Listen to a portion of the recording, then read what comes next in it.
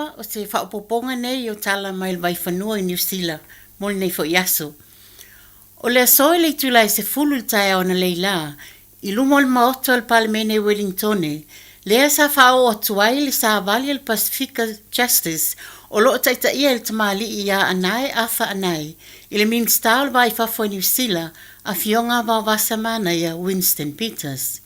O le aungol nei sa vali na ia tatala le whainga malo a New Zealand, le awa noa e sa o loto ai le whai malanga mai e tangata Pasifika i New Zealand nei, e au noa ma le tau whaatalo sanga o ni visa asiasi, le a e whai e le taimi nei.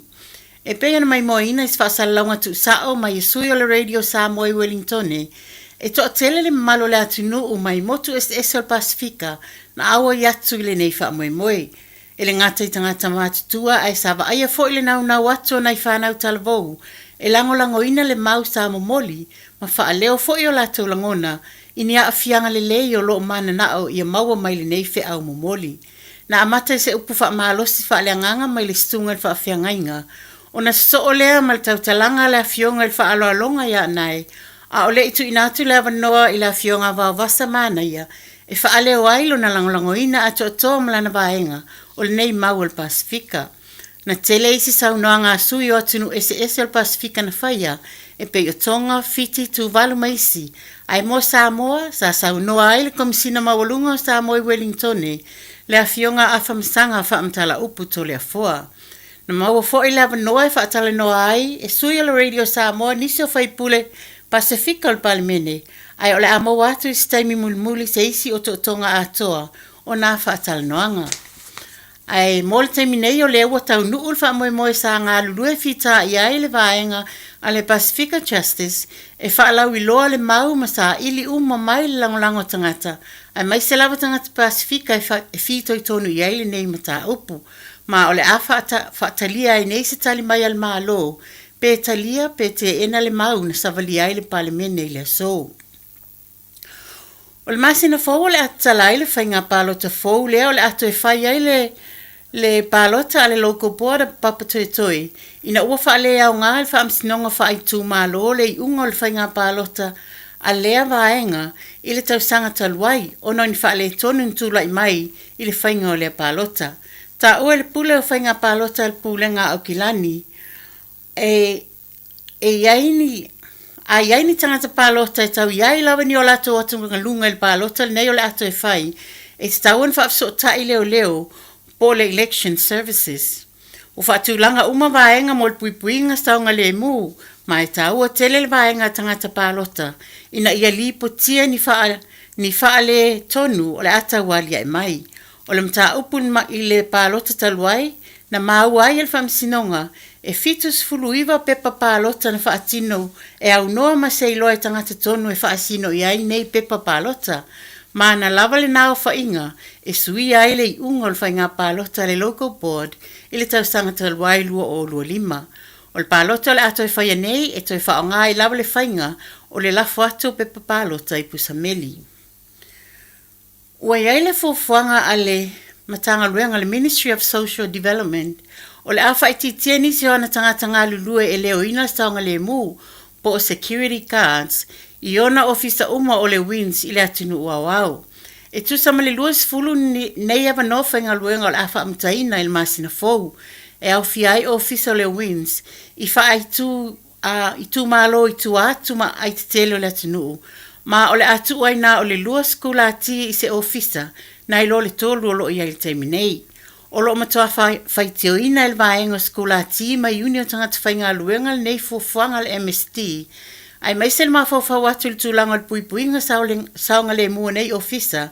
Pe ato e tepa fo i le whaalawalawe lena tūla i mai i le ofisa o le Wins i Ashburton. Na osa fo i aima whasio tia nisi o tangata whainga luenga i lea ofisa i le tausanga lua o ta si wha. O le tali mai al mtanga luenga le MST e whapea. O le nei suinga ele o maafua o na o le whaititi o tupe alu.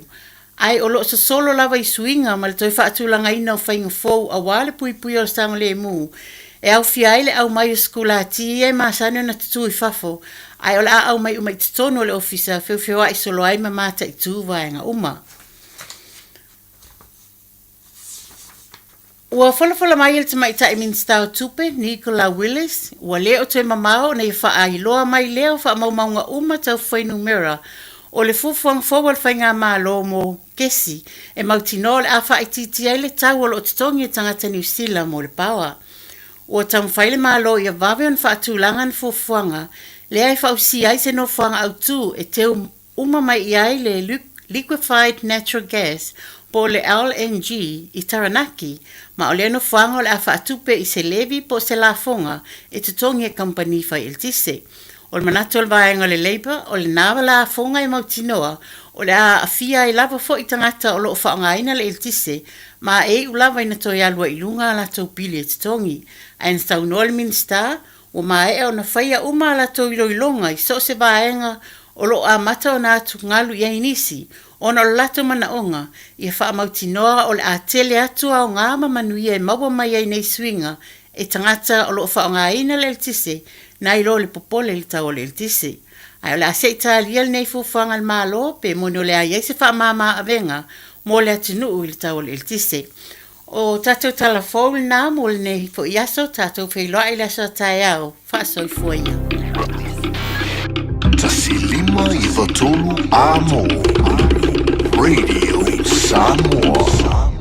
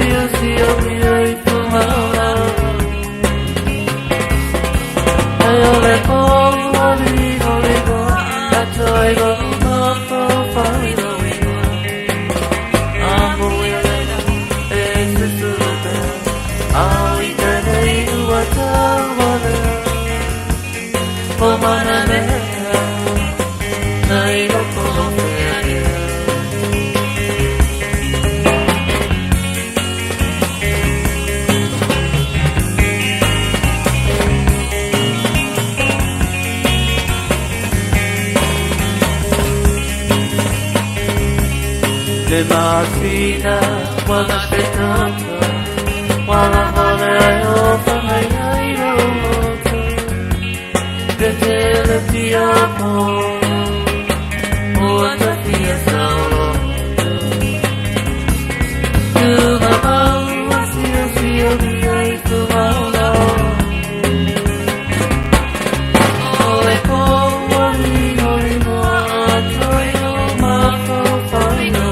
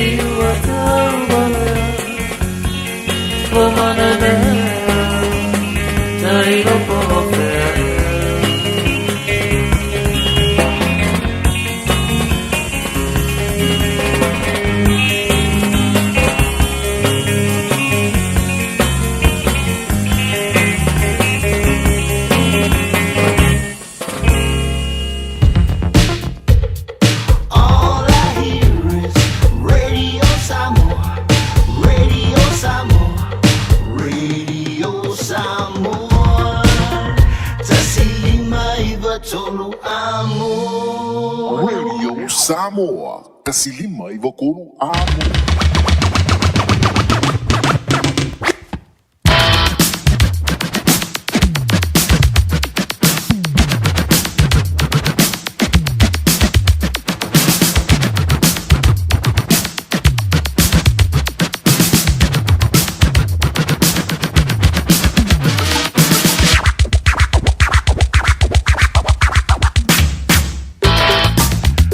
Sempre con la guardia radio Samuel di Vangola, Wolio la voce antia luce fullo malle tassi e me la famiglia ci potete in July lo if you feel like I joy fat telephone twai le di Vangola so il tuo fa Wolio alle si fungono to radio Samuel tassi lima i tolu amo mai aukilani in New Zealand nei solo mantango fie e aveo le lai le di Vangola Wolio wala vola fa banguina le tanto tanga mer e mawai e tātou le mawhana whanai na ia solo toi e ala vei tau fo ala tau mawhana whanai le ri tau sanga lua a whē lua se fulu maleono e mo mona moli whamano le vaingo telefou le whalatua ia manu le lei kou e ma tātou talai pe o le sae whafunga tia i le tau le lua i la o le rei e ma tau lunga tui nā ma le tau tua le whtalenga ia te tia i pe o le tau mawhuta bai ai e le tau na le la se i rime fo i stei mele mawantu Lewa tātou whaatasi ai le ponokalama la woni ba whangamua.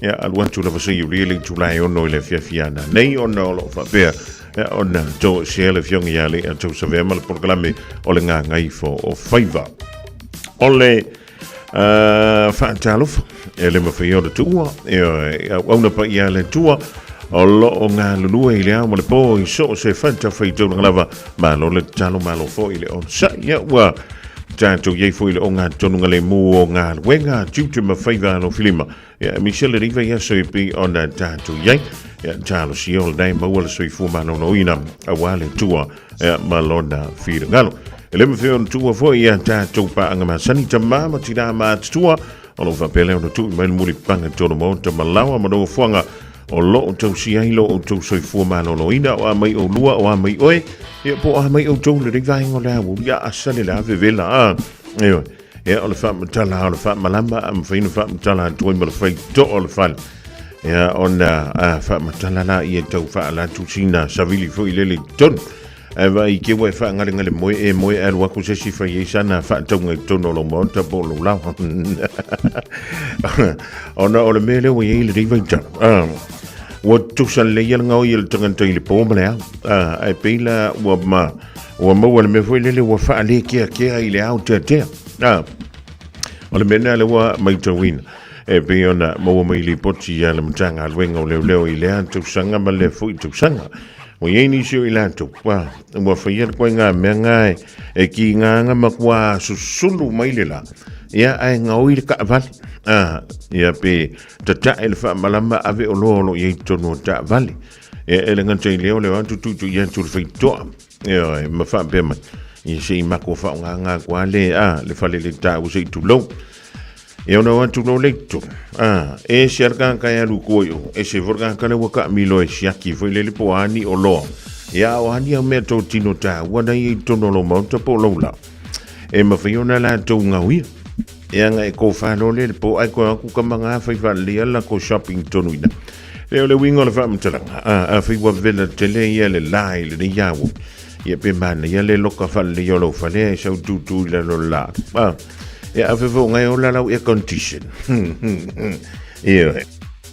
ya ele sha fa no ko ba ga ya ai va ye va ve fu na mo el fulu ba fa ma fa fo le la Ciao koko a lui fafo va vena fia i lo soi fua i le ngase o le fulu ya ai le mafio da tanto wa visiam tanto suia ya le tau e pe ona fenga ye mai tanto le ringa tau le tau ma fana a fe ona wa ele le vai le ma fana e mana tu tanto wo tu i samo o le fia ma le la ai la nga le wei fo la ma kim la kimula ya tono le tulanga na lo mo mia le tanto tu i samo ile nei vai tau ya le ma fai fo na tu e le malo shulunu o lo fenga i fo i manga wenga tutu ma fai va lo filima ile nei vai tau o le tausanga wa tanto to yo o le tulanga fo ile le wa matua fainga tani yasu ile tanga tau le soi fuanga le lo to soi fu mo tanto lai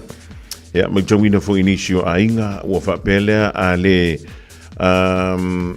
le aininga wenga ia po wa fa ti fo inisi ia o taimi fainga wenga ia ona e tango tu lole i lau fa soa wa maka fo ile lenga ka le lava lau fa soa ia lo no winga wa te tawona i tilo po le ale si swinga o le ale si la sanga e ma fa ia ia ona to i tau fa anto to le malo si anga lau fa soa le sa wa i tau sanga ua ma vai ya le ma feo tu wa ila to le ma to mai fo ile riva ngo la woni ma talo fa to ya fa fo wina tani e lu mole ainga tira ya sina leo vi mora kuso junior moli le ma to wina le pitonu le mahanga drive ma lia unungia le ma to wina Las Vegas fo befo ya mi amosa male ainga i manu kaunei o le taya ona lila o le sa fa pele ona tonu o tuaile fainga malanga a le tanto vainga foi le le Pacific Justice o lo tona muaile fionga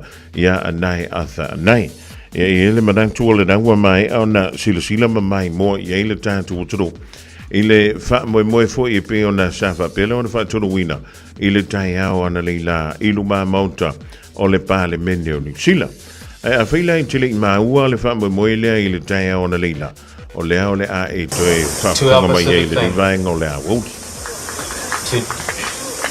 to Today we are greatly honoured that Vavasa Manaya, the Right Honourable Winston Peters, the most experienced and respected politician in the New Zealand Parliament today, the man that should be leading this country and soon will. Our only voice and friend in the government is receiving our petition. I remind you all that it was David Seymour of the ACT Party, Winston Peters of New Zealand First, that went against their coalition partners that stood alongside the Samoan people's determination for the 1982 Privy Council decision to be delivered. 42 years we waited for justice, and successive governments led by National and Labour ignored us. Today he will receive our petition that calls for New Zealand immigration to respect the peoples of the Pacific by treating us with respect, dignity, equality, as they do 3.2 billion people from other countries around the world. He has listened to the voice of Samoa's Prime Minister, Lauli Malietoa Poltava-Fosi Schmidt, and Fiji's Prime Minister Sitiveni Rabuka, supporting the Pacific Justice petition. He got the mandate he waited for and has publicly stated the treatment of Pacific families has to be given serious consideration. Winston, the Pacific people pray that God will guide you through the evil that surrounds you, that don't want to treat the Pacific people with fairness and equality. I'll read you the petition. I, an I after an I, petition the New Zealand Government on behalf of Pacific Justice Movement, representing the collective voice over 16 million people of the Pacific. We humbly but firmly request that New Zealand immigration treat Pacific peoples with the same respect, dignity and equality afforded to citizens of 61 other nations, representing a combined population of more than 3.2 billion people who are eligible to travel to New Zealand directly or via Australia and receive a visa-free 3-month visitor's visa on arrival, stamped at the airport. We know that the Minister of Immigration has authority to address this inequity by directing her ministry to enable visa on arrival access to Pacific nations. Despite repeated requests, this issue has been consistently ignored. We therefore call on the Right Honourable Vavasa Manaya Winston Peters, Minister of Foreign Affairs, to urgently bring this matter before the House and request that a select committee conduct an urgent inquiry into the unfair and discriminatory treatment of Pacific people under the current immigration settings.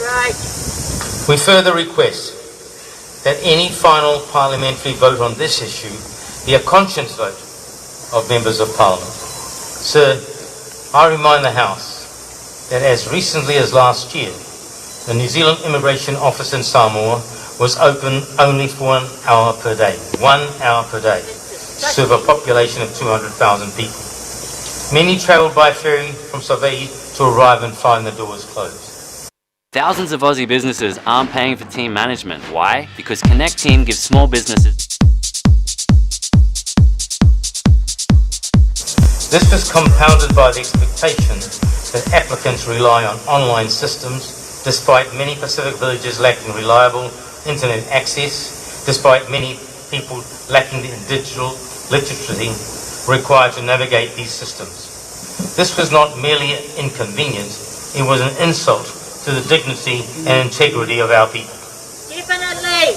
It was your intervention last year, sir, that led to the office being open for 8 hours per day.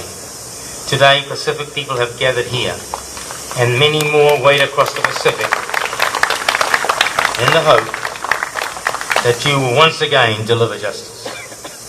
We do not blame the people of New Zealand. Many have no idea how Pacific people have been treated by the New Zealand immigration for decades. Many believe we're accepted as New Zealanders. Let me remind the Minister of Immigration that it was the Pacific people who began arriving in the late 40s, providing labour that fueled New Zealand's rapid industrial growth in factories, infrastructure and development. And we helped build this nation.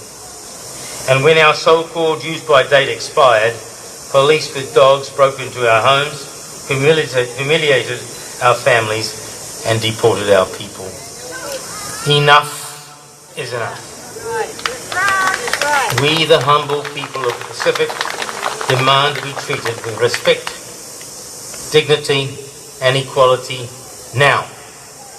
This is an election year, and our votes will go to those who stand alongside us as equals.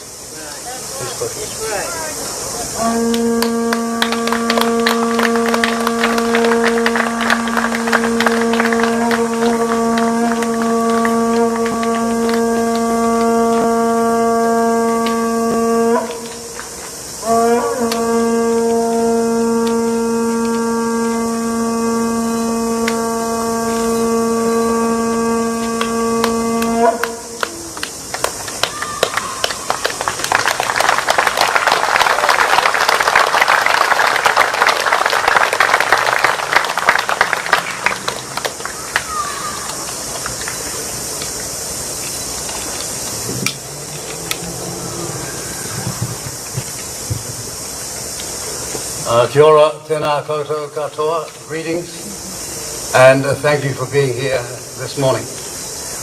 And thank you for today's petition. The Pacific, you know, is our front yard, and the people of the Pacific are our cousins, for better or for worse.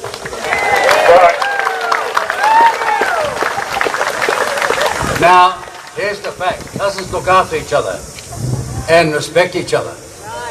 When it comes to visas, there's an issue in that people from nations outside the Pacific, in some instances, are getting far better treatment than you are.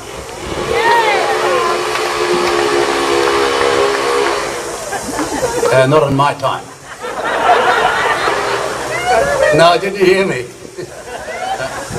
Now, that's no way to treat cousins, and New Zealand First is committed to getting that sorted out. Because when it comes to working with and helping out the Pacific people, we have believed that our front yard and our future is critically dependent upon the way we handle these issues. And there is a Pacific way, and it makes far more sense than this antiquated bureaucratic botch-up that passes for some of our delivery services today when it comes to immigration in our country. You'll see other political parties always talking about the Pacific, but when it comes to finding the money, the aid and the investment, ask yourself this question. It's in the good book, it's in the Bible. By their deeds you will know them. Some of you are old enough to remember the last time the rest did anything was when Norman Kirk was the Prime Minister. And that was circa 72, 73. After that, a lot of talk, or as they say in the United States, fast on the lip and slow on the hip. You all know it. As much as you like to forgive them, look at their record. When they went out there to battle for you, did they put it all on the line to make sure that they were a front yard neighbour to you? And you cannot say that of a party that I lead. In the 3 times we've had this job, we have dramatically stepped up our responsibilities to the Pacific, and we don't ask you to believe our words, we ask you to believe the budgetary record. But remember, when cousins help each other, they respect that hospitality. We want a change in our immigration service so they understand the Pacific way of dealing with this matter.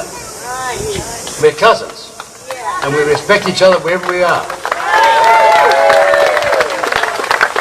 It won't be easy. We'll work very hard to achieve the best we can with respect to the petition and the responsibilities you seek from it. It's important that access to New Zealand is not abused, and that the terms and conditions of that access are honoured. Do you remember, it's 19 years ago, and we started the seasonal working policy in the Pacific. And in the case of Samoa, we said, you organise the workforce, and we'll trust your organisation. But it's your village by village responsibility, and you send them here, and they'll be in the shoes, we'll be in the shoes of you, the parents. We'll look after them. But it goes both ways. And I honestly believe we can get a system going that's far, far more responsive to people's needs. When someone is dying, you haven't got days and weeks. You've got hours to make your plans. We should be facilitating that, and for heaven's sake, it's difficult for us sitting here, many of us members of Parliament, scratching our head and thinking, how did it get this bad for so long? That's right. But as much as we will accept and care for and treat well people that are coming to our country, we expect them to behave and to honour the terms of their presence here. Cousins respect cousins. So thank you again for coming here. We're honoured to accept this petition. And we will ensure as much as we can that we get the equivalence, the fairness and the promise for the Pacific people, our front yard, that they richly deserve. Thank you very much.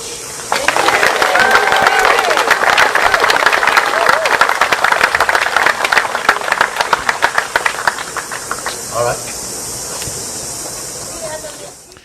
Le nawa e fa fonga e mai mo mai le divai ngo le amu. Ya. O le sauna nga mo mo sauna nga le fionga ya nai afa nai le tong la mo. E le tu fa sia le o sei nga lima. Fa mai le fa mtalanga ile te milena tu ina tu. Ya le tanto petition le ile lo. O silia ma le fast full ma le lima afi. Ia sei nga lima wa mai a leona sei nia ilanto e le na o tangata Samoa e fa pe fo ia isi entru e se fulu ma le lima e anto ia le fulu ma le ono o antunu o le Pasifika ia le fa mai e anto ia le fulu ma le ono miliona tangata le e mo mi le visa malanga ba ia entru o le Pasifika nga ini sila nei e vo fa alongo vo ia le se la unga o fa pe ma ia se suya foi pule o le monta. Ia po le foi sa vea ma sui pale mi talo ne le malo New Zealand. O le Pasifika, o le Lanto Frontier. O le kele o la unga mo tele o sa ndanga fa tau le Pasifika. Fai mai. O le Pasifika, o le backyard. Ia po le pito le tu o le fali se tu lo. Ale tunu ne New Zealand ma Australia.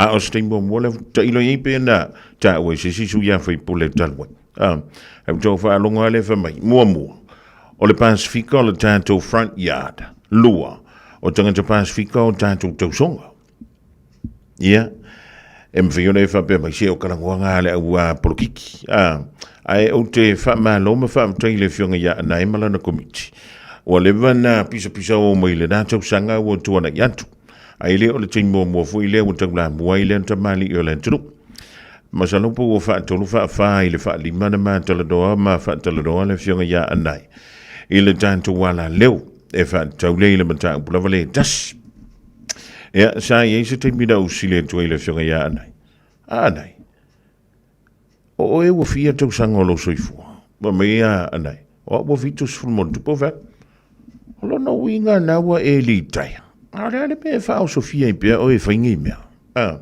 Fa me ia le whirangano le fionga ia anai. O le fainga la o io le afaia. E iei se isi toa e sau e taula mua e afo. E ave ia tātou tāru sanga nei o i le pāle mene o New Zealand.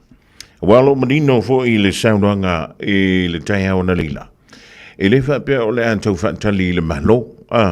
Na ona tafala mo le whirangano o le minister leo whimalanga i ngā New Zealand. Ma failo o na fa au fiantu la mata upulea e filaflo fo ia ile mo te fono le pale meni New Zealand ya e pe ono fiantu la son nafi soli le ngale mele o le fatinga o le poto le tuainga o la wala ma fai uia le tulinga si a fo ia se pele i loto manga o le la tau au maia a inga fo i sambo an wankule ka halu sanga ile visa e fa mai fakali si ya uma ku ge yasu al wantu tai au o le meanga e kasi e kusa e uma lona fale la wasil tanga tai ni New Zealand ai maua lo markati o le wa maua le visa yo o le mafu angala le na la yona e se tofa e tufa sia ia le fa mo le ding ia mau mai manongi o le lolo ia mai le seni ngā lima le da ia e pe ona o fai atu se fulu ma le ono atu e pe on sa no ia le fionga ia anai o le ia i tonu ia lantou seni ngā lima ai pe o lo taula mua i lava le tamali o le tātou tu ai mai se ia lana komiti Ela ititi ai maini ele anto se to fulu komiti. Ala fionga ya na emale fa la putonga le Pacific Justice. Ya moli fa ma no mo fa tai. Ise ai mo tanto tanganta mai le Pasifika. O nei tua o nisi o lo soifo mai o nisi wa fa ilangi le folo. Le sa la to nga lulu e puno wa. A wale a tina engole to du ne o Sila. Ai o le mele tupuni. O mai a kanga ka mai isi antunu. E le iso la ko au ngai tonu o New Zealand. La ko kele i o mai e asa le nga su o le taia. O mai a maua wha murianga. Whaingo fie o na malanga mai tonu o New Zealand. Avantul whati taingo le antunu o saina. Mai le masino November o le tausanga na St. Mvaya today. O lea sa mawhai ai le tangata nu o mai saina. O na alu i le visa ngai Australia. A whaila e talia leo sa tuinai Australia. O na whamailo leo tula fono New Zealand. E ma whai le visa la vale dai tas. Le talia e tangata Australia. O na oso mai loi tono New Zealand. A e kangola e fuole ma bao sainga. Ma e visitingia. Le tahu. A minno le ale. O le ale au ngā o le tunu o saina. I le antina engo le tunu o New Zealand. Ka akia o loa ma mea nā tau pisinisi ma mea nā tau inivesi. E ngā au mainga ka singa a mai singa e mai antina e le tunu ne o New Zealand. O le tali pupua e le ai. Na mo mia e pisinisi ma factories a New Zealand yasola. I ani tangata whainga alwenga. E le i ola i singa e la o maingi la ko ngaka po isi an tunu o le lola. Le ai. Na o na whai mai ia tātou ia an tunu o le Pasifika. O le maua tātou wawano whainga alwenga nei. Ia o mailo. Ia, o le alana mentupu. Na o na umalawa o na whao ngā o na iu tātou tangata. O le alana me lenga kupu.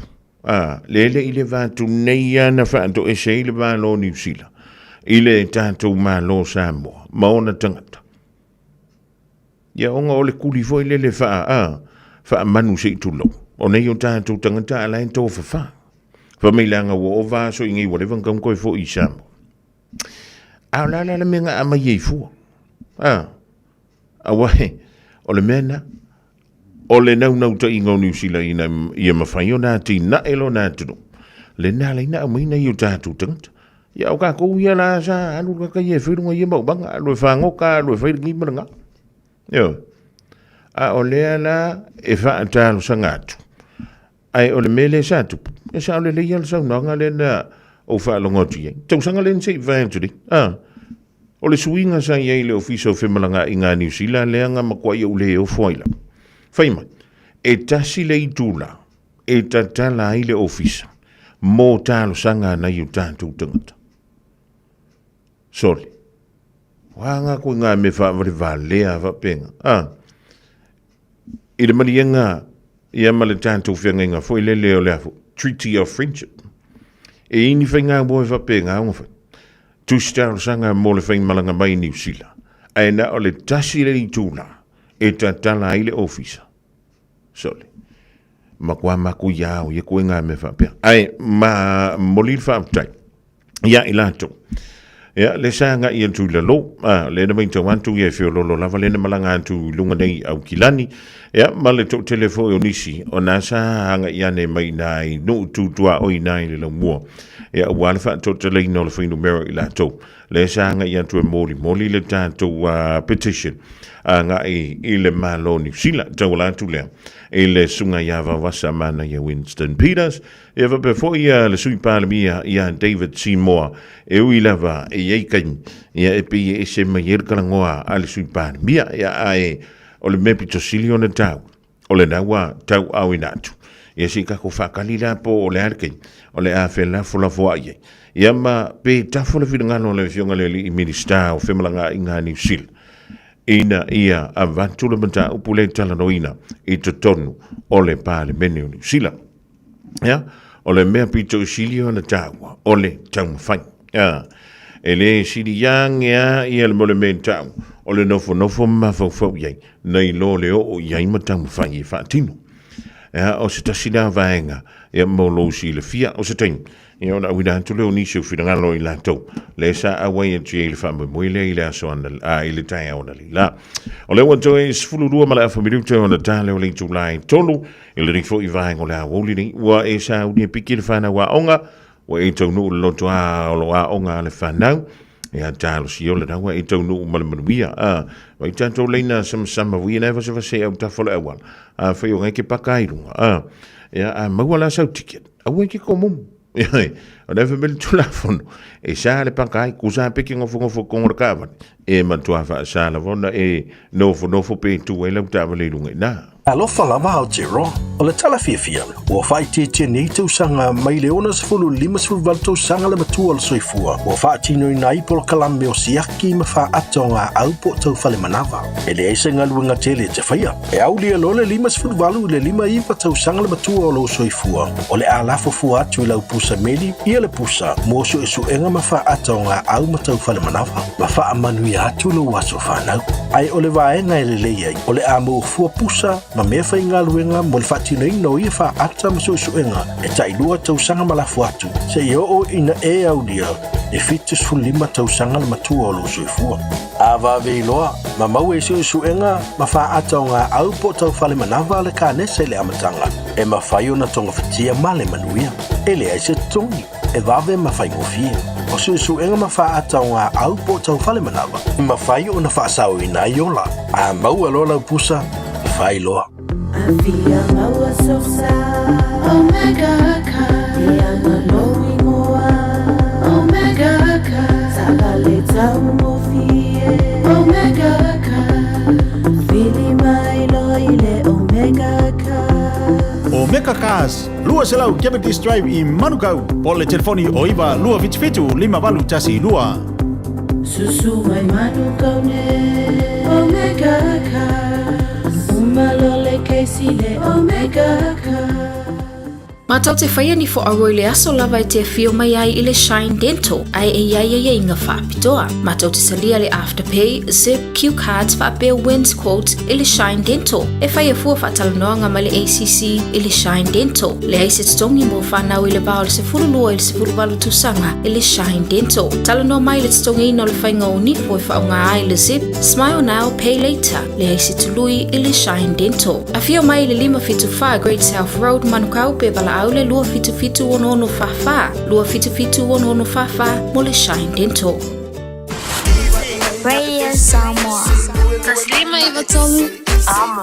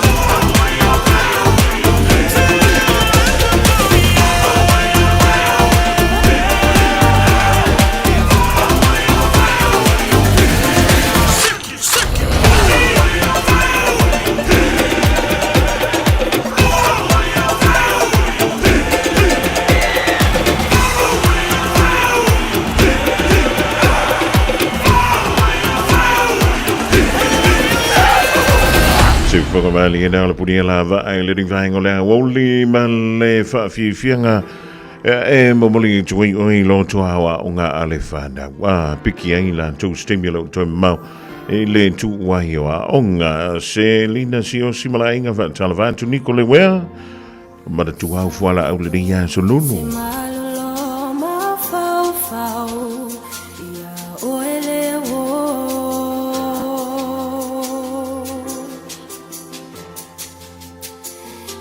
Seisi na o mao umanatu wa e avelo fatu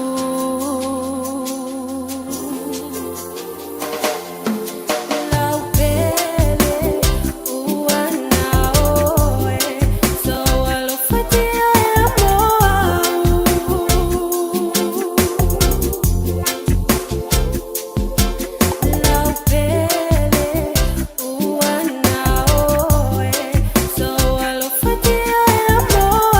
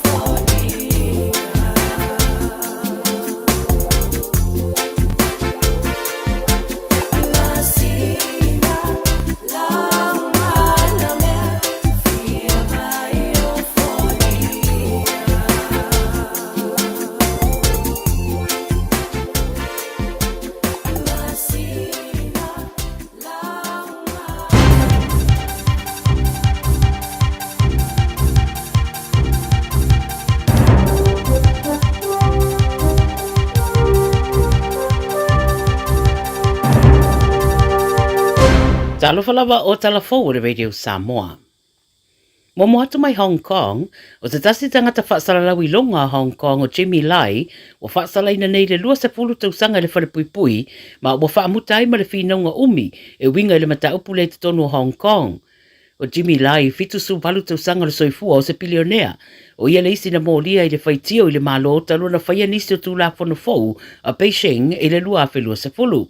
O se whaasalanga o pito umi leo tu ina i lalo tu la fono, lona winga, e ono whatoanga waa ane lai i le palola, i le siria i le iwa se fulu mōna tupo o na tausanga.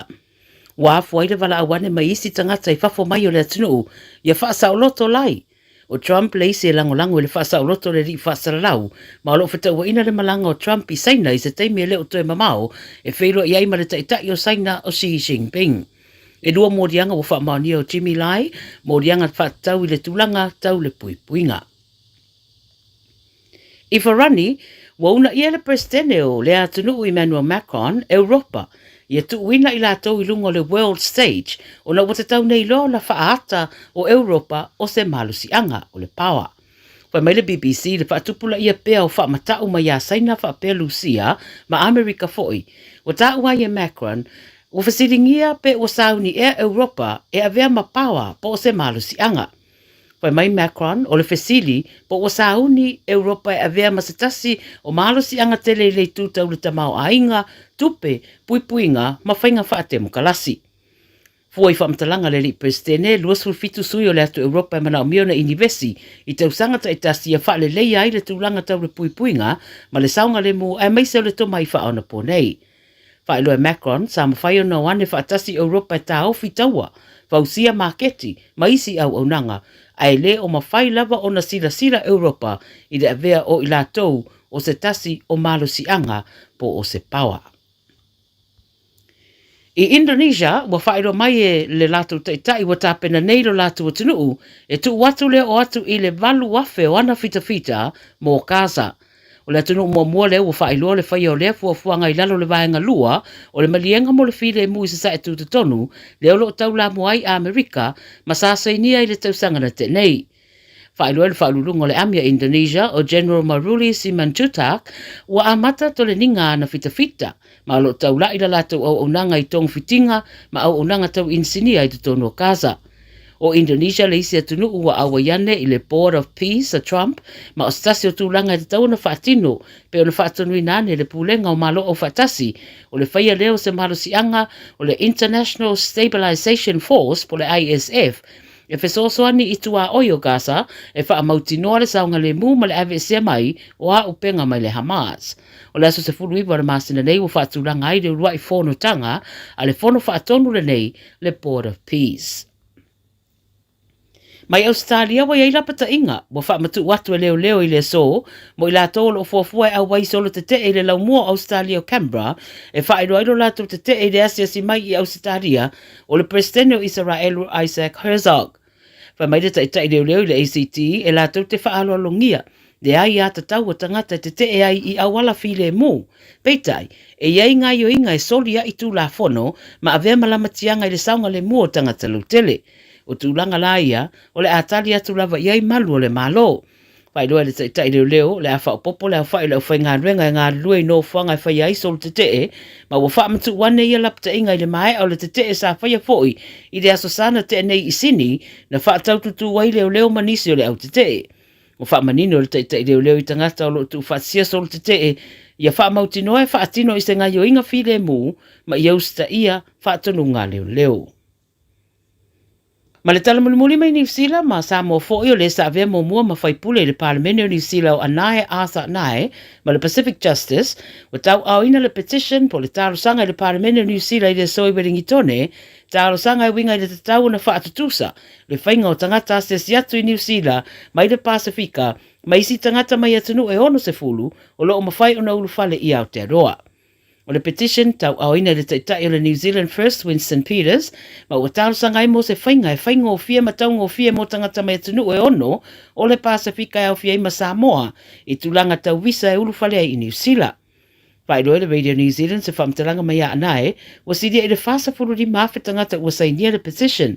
Sa ia whaero fo i se whatala noanga le checkpoint, wa te tauna wha muta loa, le whaelonga tangata i tangata le Pasifika o lo whaimalangane i New Zealand.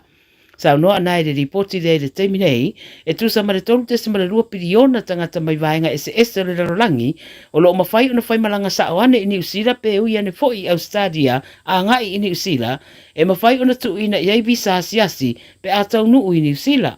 Peitai, e le o mawhai una whaasoane le atu langa mō tangata Pasifika pe a whaimalanga atu i New Zealand. O lo utau taro sanga lava mua mo ni visa ai le i malangane. Tala ia Radio Samoa mo lau whaafonga mai le nei aso, pasoi foi.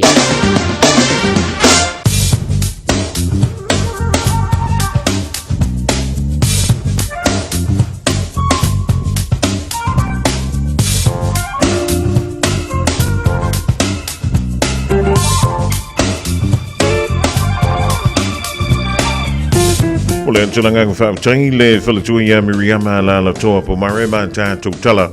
E peo nei whaafunga chi le rivaenga lea wole e le longa puyeli e foi.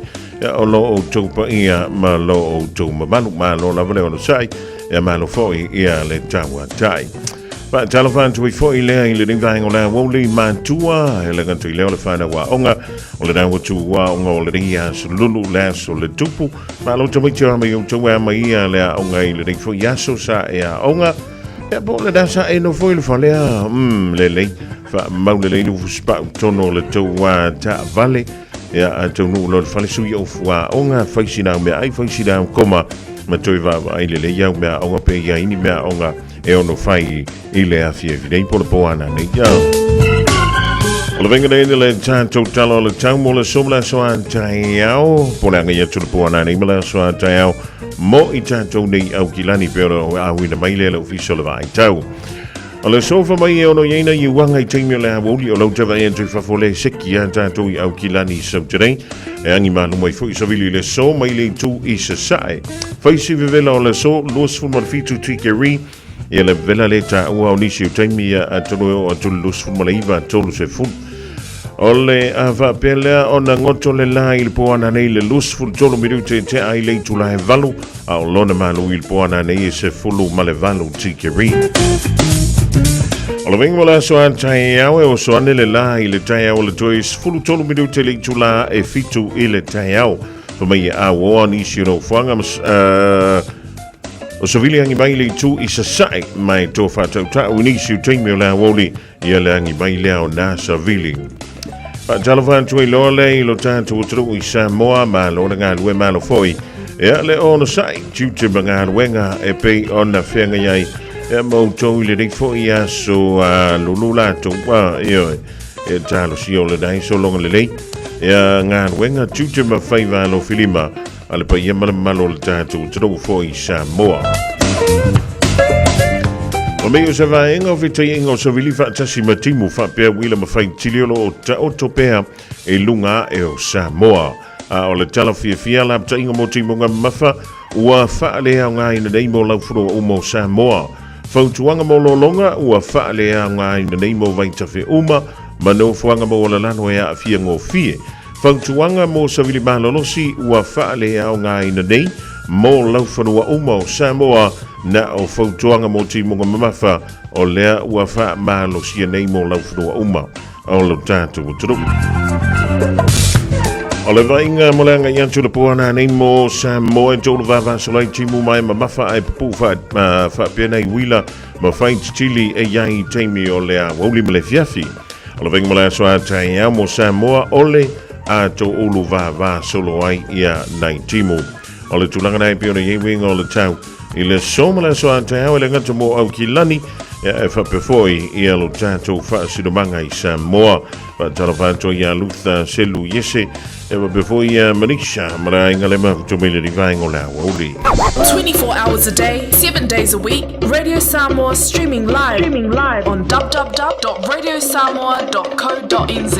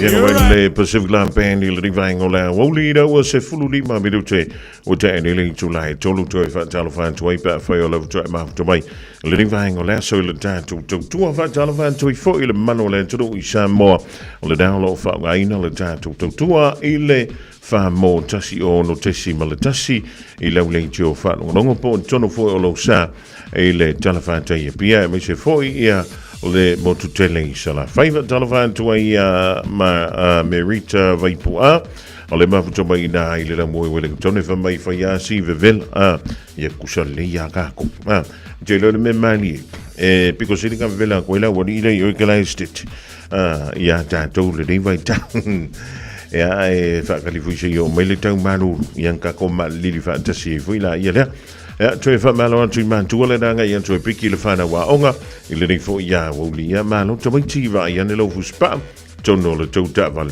ia ele tu wono to al to wa onga va ia me onga pena ela tu moe e po la fu la fa la ki si la me onga ia le uso ia pasa io a Watson kankil pa wa me ia ole fa nga vc le ring ta o le tau sanga Ole tutumalo danga ale casa beds and appliances so dishini ola to fa bitoa lo fa nga solo wa la va ile to no lo to pa ia malo o to mamal ya to ise ai le sunga ya prince mai le la to o nanga ole fa bitoa mo mo le we ile la to fa bitoa mo telefoni fe avi ole e ile la to fo iPhone 17 yo e ma faiona e fili mai e alua tu whaatasi la male meka o le Edifier earbud.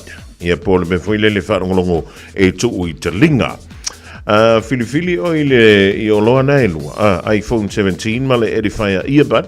Ia po le Samsung S25 Ultra. Ia ma le Edifier earbud. O le fiao telefoni na e lua e te filifilia. Na o le lusfulu iwa tala alpe i meni li vayasu. Mana tuana e alua tu whaatasi i mantātou mea nai whaalongolongo i te linga. Luas furu iwa tala le pi meni le vayaso e mawhaiona e filifili mai e le iPhone 17 po le Samsung S25 Ultra. E whaailoa i eina e whaafonga le Radio Samoa i le ia whaapito. O la whapele o na mawfu atu e lau mea alofa mai le tautua le da a le tātou whaleoloa le Casa Beds and Appliances.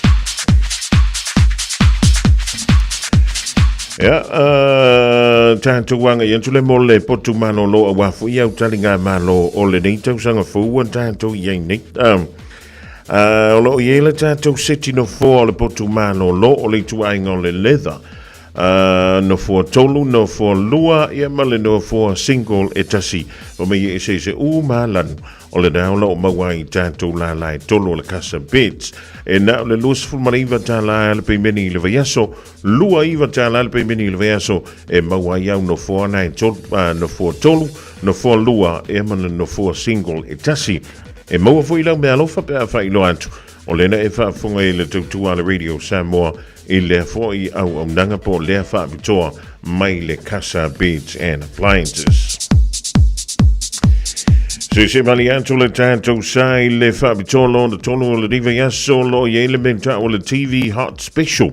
E o le whaapitoa le mo le tātou TV ono lima inisi lo na lau tele lo no inga makua lau kele au kio fufuia uia pe a le la vailo potumano lo a le tuainga o le Smart TV e alu watu whaatasi malau JBL 120 wireless speaker ioi alongo winga la alu watu e malau speaker le da e na o le lusfulu iwa tala fui le peimeni le vayaso lua iwa tala le peimeni le vayaso e mawai lau Smart TV ono lima inisi le lau tele e malau JBL 120 wireless speaker Whailoi e na e whaafonga le Radio Samoa le rifa toa maua fuantu ia malau Mike foi lele au ala karaoke e te pese leo tele ai lava ia mavala au le tautua o ie alu atu e whaafu i atu tō wip na o le luas fuluiva tāna le pimeni i le vaiaso Malay tātou whaapitoa muli o le whaapitoa lo na whao le laptop i le toifu i atu leo whanau i le aonga O le le laptop se fulu lima tesi ma le ono inisi lona lautele, po le lautele na lona screen o lona winga. Fitau ton wa mea o ngā le whanau. Ia a whaifo nei whaimenia o ngā luenga le whale mo mia i se laptop. Ia e fitau le dei ala tātou o loa lea mo oe.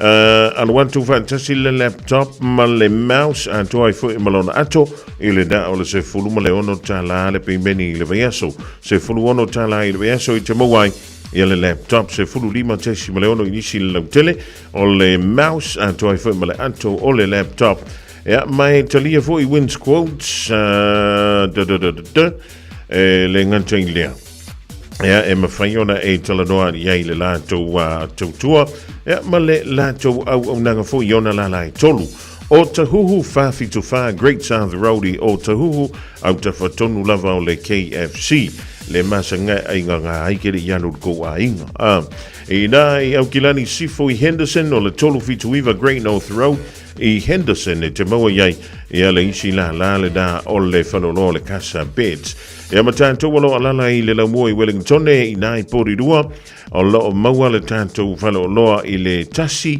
Cyril B. Place i porirua e le mamau tele ma le Wins i porirua te tala tātou whaitoa mai le afo le mai le tau le iwa le tau anga i le afo le lima le fiafi mai le asonga fua i le asfrele o le stona i mai le se fulu le tau anga i le wha i le fiafi morisi whaamtalanga wala wane le o walu se lau lua lima wha valu o walu se lau lua lima wha valu e le numera nai te maua i le tautua e maleo nakana le Casa Beds and Appliances o le taimi lunga lawanti le radio Samoa se antia luse fululua minute o te ai nei leitu la e to.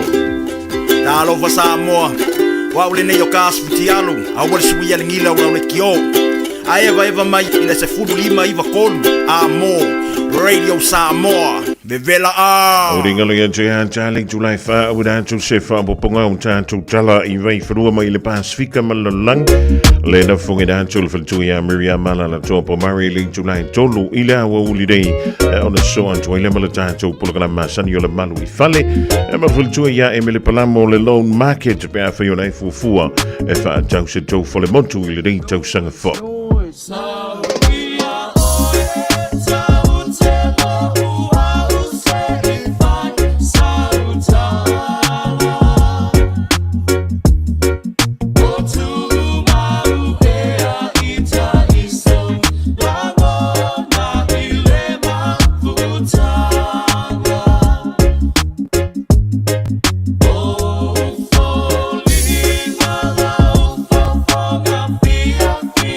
Mata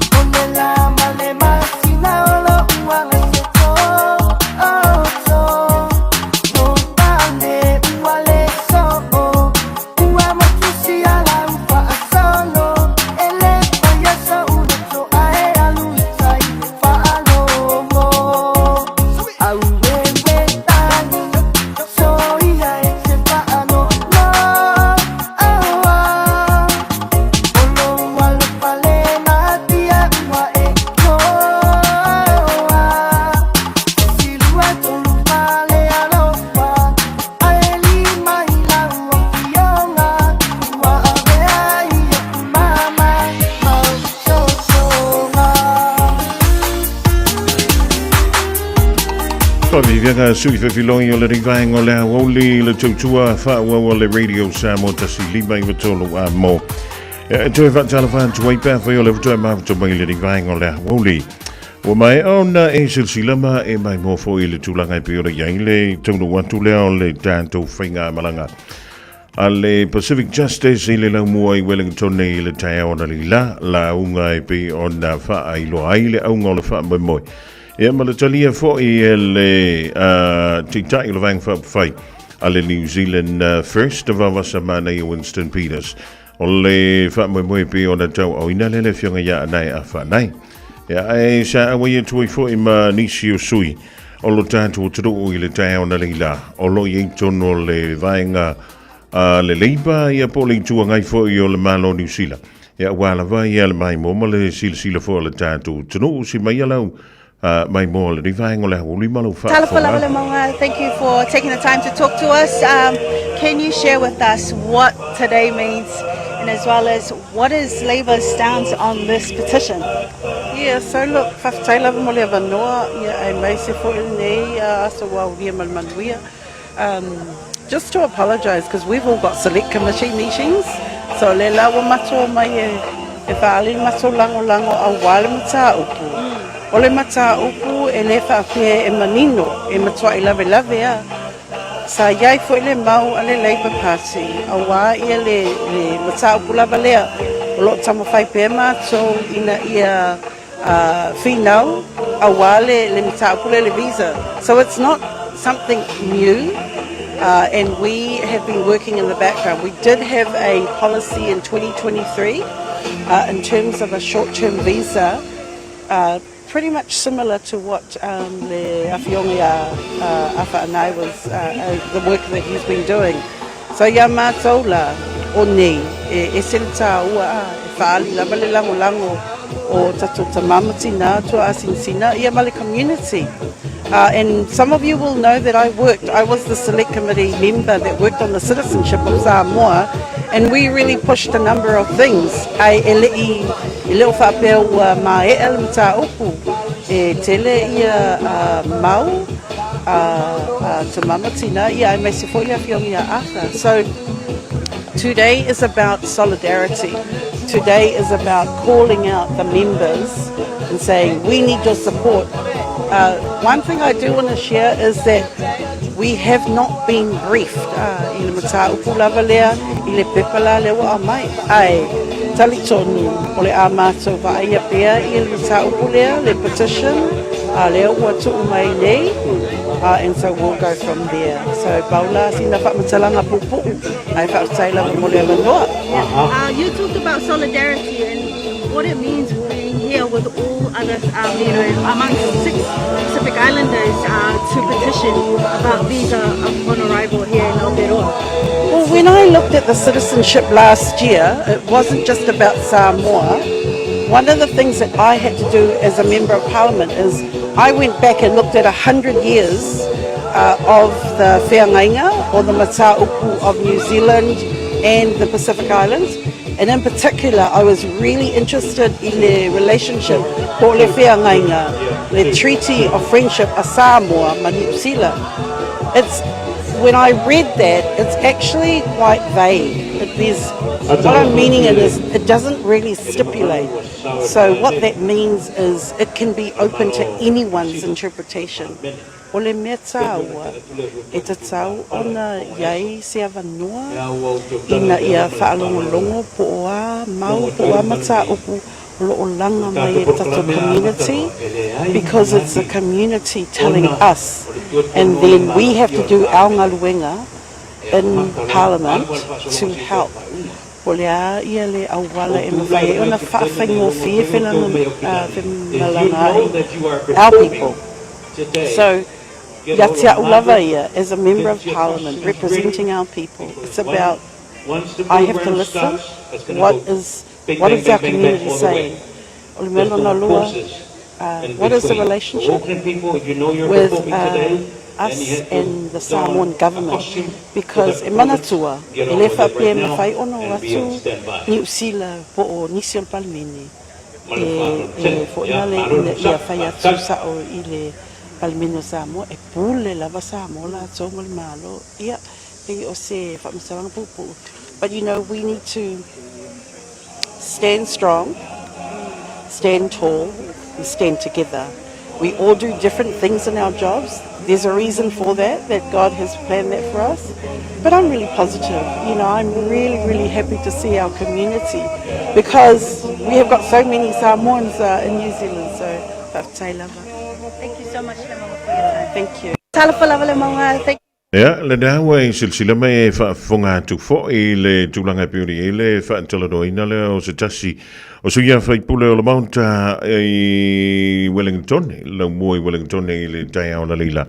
Le fionga ia le maunga e le tūlanga fui piuri ia le la tau ia langolonga mai a le itua ngai bolo vang whai a le leipa e le tamo whai antu le na tamo whai antu i le fionga ia nai ia ma le Pacific Justice ia marisio anturu e sfulma le lima le anto i el sfulma le ono anturu o le Pasifika o le ana wha alia o la tau whirangalo ina ia te tala mai ia le avanoa e malanga mai ia tangatanu o le Pasifika i e sfulma le ono e au fiai sa moa ia ona malanga mai le nei New Zealand fato a whai o la tau visa a ia o antule umi o le na visa i le tolu masina ia tate o fufu tai ia pe a umane le tolu masina pe o le masina o la vai fia ngoforka kai ngi pe a whai o la ia na me te tau ona whai sa mo ia a whai o le toi ina male lo matua ai si e whaingo fia na whatutu na i le na mea au tangata i e maloros ia si i vanga na wa ia le tūlanga fuile ia wale i le tatianga o le tātou kouta le manu malo i tangata i le tau sanga ma lea fo i tau sanga e o ala ngā mea oka se whaingata e ala na uwhai atu e whaingata le mata upu le kouta ona e se i tau sanga umale afe se lau avno ai a whaatino tālo sanga i le tūlanga i pi o le ia avno whainga ruenga i tono risila whamai e laki pe au a toa se lau tangata e la tau te mawani avano whainga luenga mai le se i lea le kouta i lea tau sanga ma lea fo i tau sanga o lono winga e fōringa mai e le o yeise tūlanga fo i le o tau whaingo fie ia le tūlanga i lea fo i matau e o lea fo tau whaitau o tune i le tātou mele o le o le kako whianga inga lea wha le wō maniusila a Samoa ia tonu si sau se kamio a fai kau fa le kula ye le te le la se malienga o le ye le fa Britania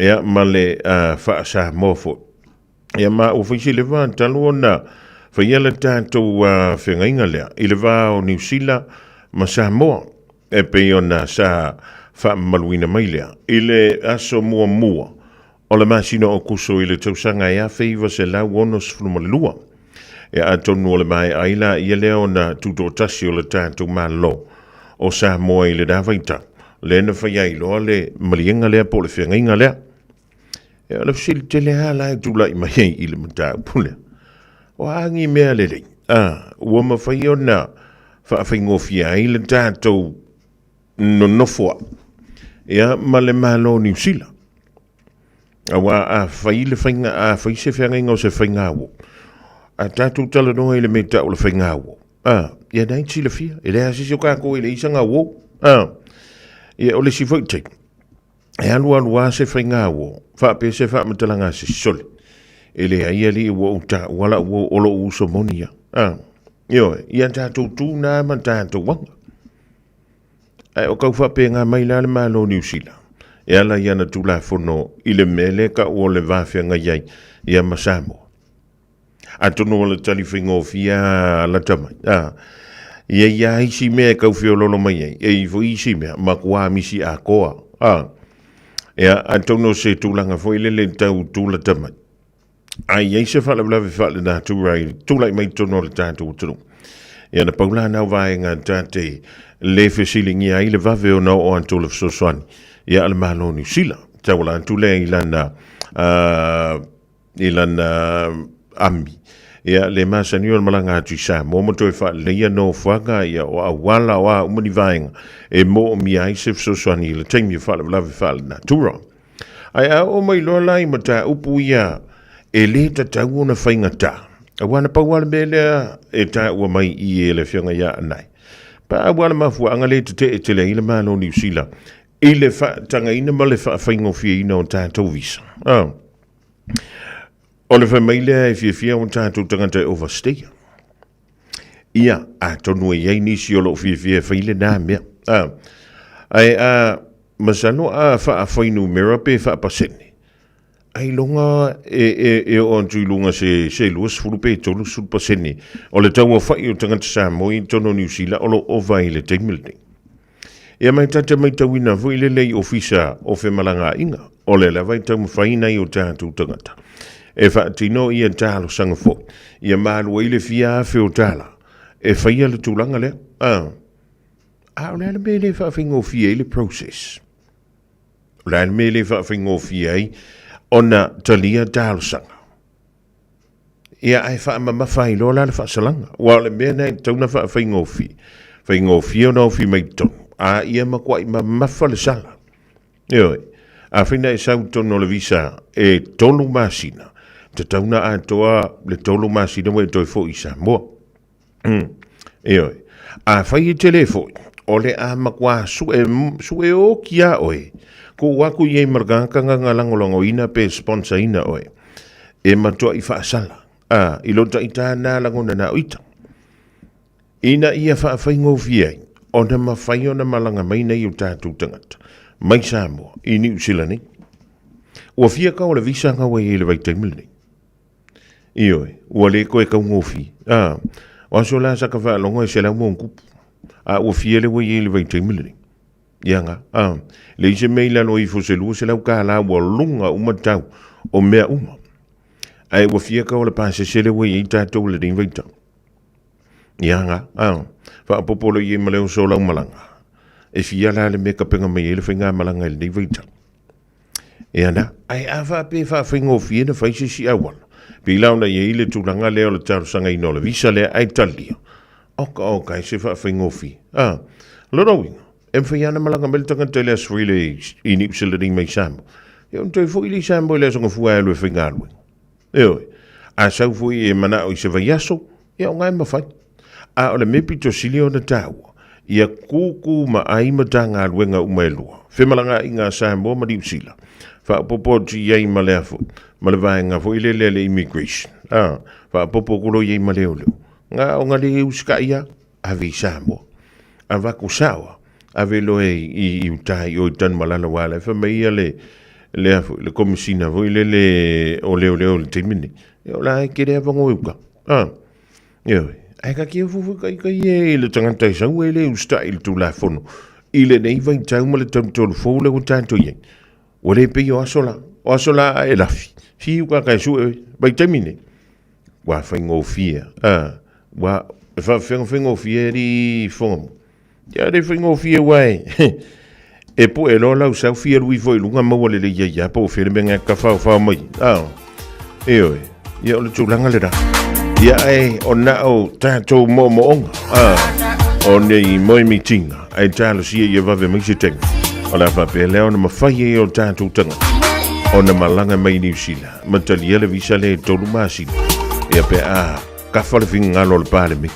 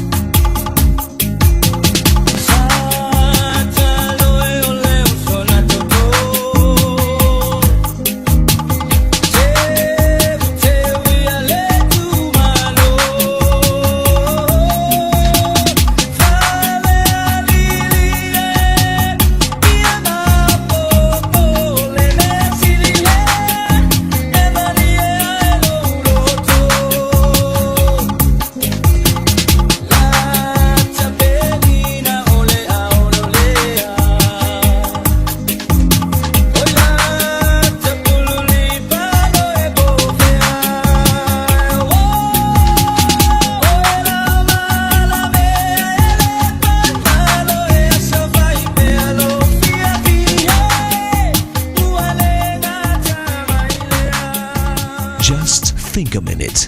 It could change everything.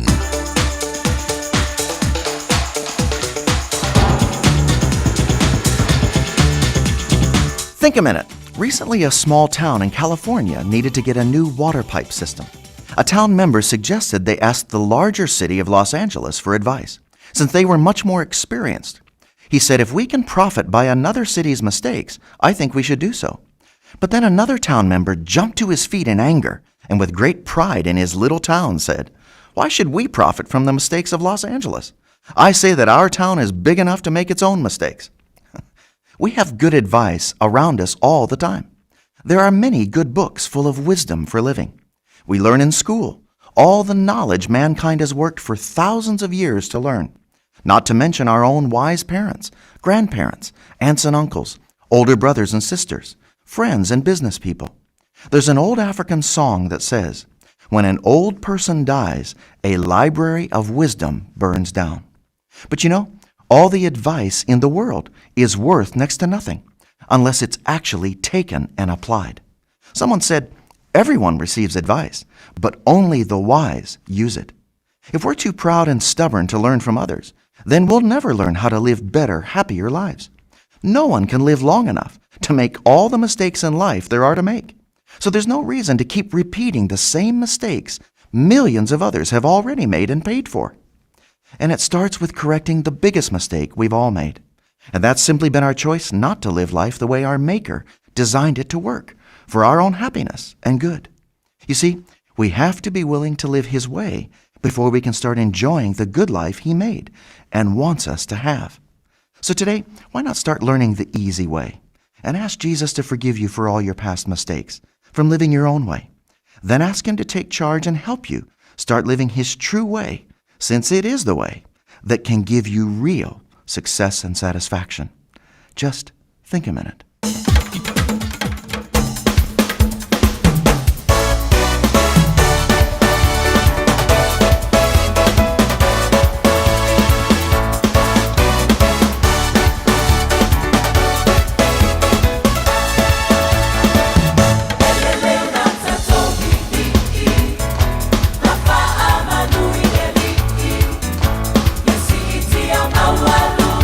Yesu esilisi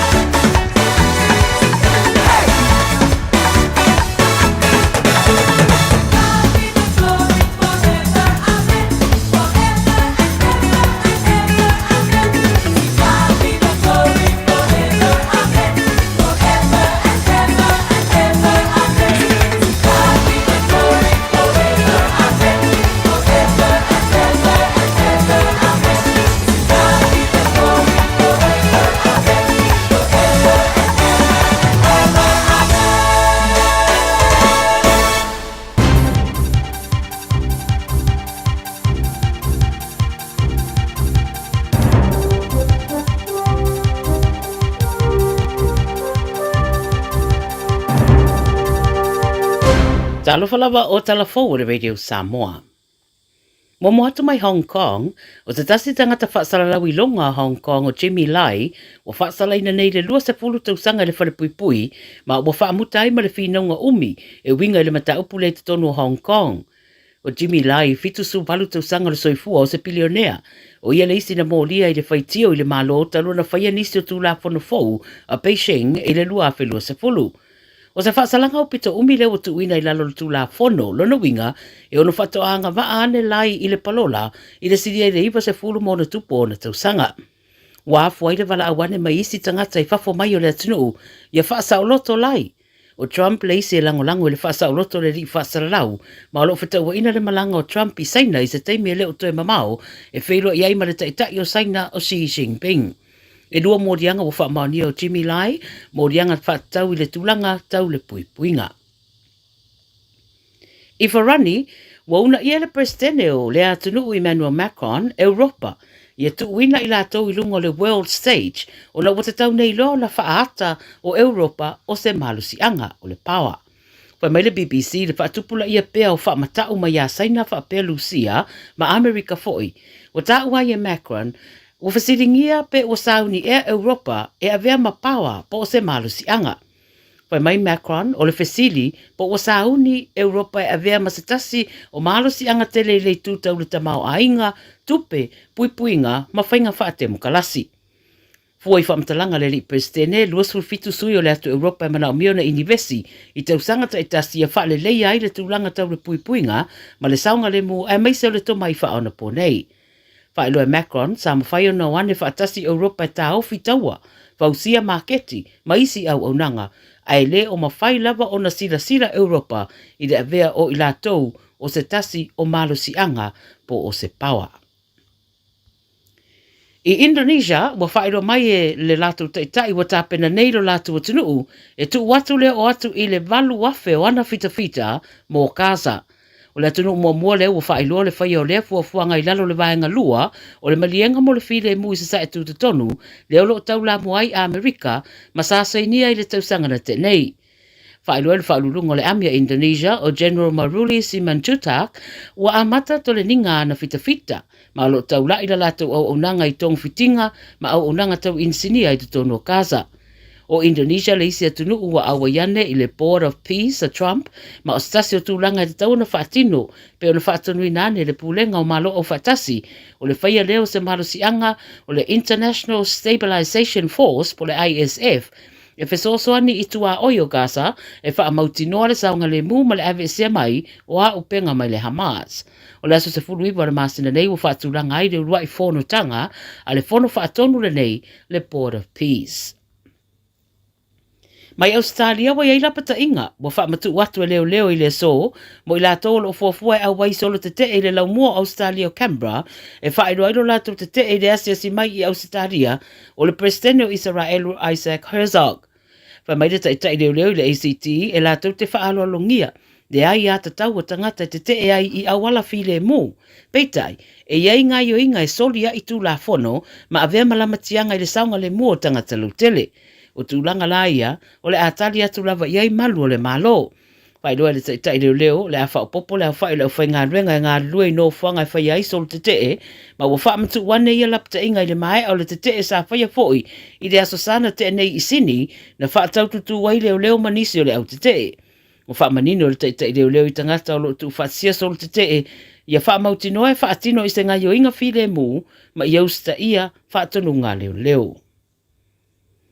Ma le tala mulimuli mai New Zealand ma sa mo fo'i o le sa avea mo mua ma whaipule le Parliament o New Zealand o Anae Arthur Anae ma le Pacific Justice o tau auina le petition po le tarosanga i le Parliament o New Zealand i le soi weringi tone tarosanga i winga i le tatau na whaatutusa le whainga o tangata asesi atu i New Zealand mai le Pasifika ma isi tangata mai atunu e ono se fulu o lo o mawhai o na ulufale i Aotearoa. O le petition tau auina le taitai o le New Zealand First Winston Peters, ma ua tarosanga i mo se whainga e whainga o fia ma taunga o fia mo tangata mai atunu e ono o le Pasifika e o fia i ma Samoa i tūlanga tau visa e ulufalea i New Zealand. Pai loe le Radio New Zealand se whamtalanga mai a anae, wa sidi e le whasa furu di mawhi tangata ua sainia le petition. Sa ia whae lo fo i se whatala noanga le checkpoint, wa te tauna wha muta loa, le whae longa tangata i tangata le Pasifika o lo whaimalangane i New Zealand. Sa noa nai le ripoti le le teimi nei, e tusa ma le tolu tesima le 2 piliona tangata mai vaenga ese le lalolangi, o lo mawhai una whaimalanga sa oane i New Zealand pe ui ane fo i Australia a ngai i New Zealand, e mawhai una tu ina iai visa asiasi pe atau nuu i New Zealand. Peitai, e le o mawhai una whaasoane le atu langa mō tangata Pasifika pe a whaimalanga atu i New Zealand. O lo utau taro sanga lava mua mo ni visa ai le i malangane. Tala ia Radio Samoa mo lau whaafonga mai le nei aso, masoi foia. Eva mai pea i le radio kasi lima i wakolu a mo. Au ngā tele sunga mo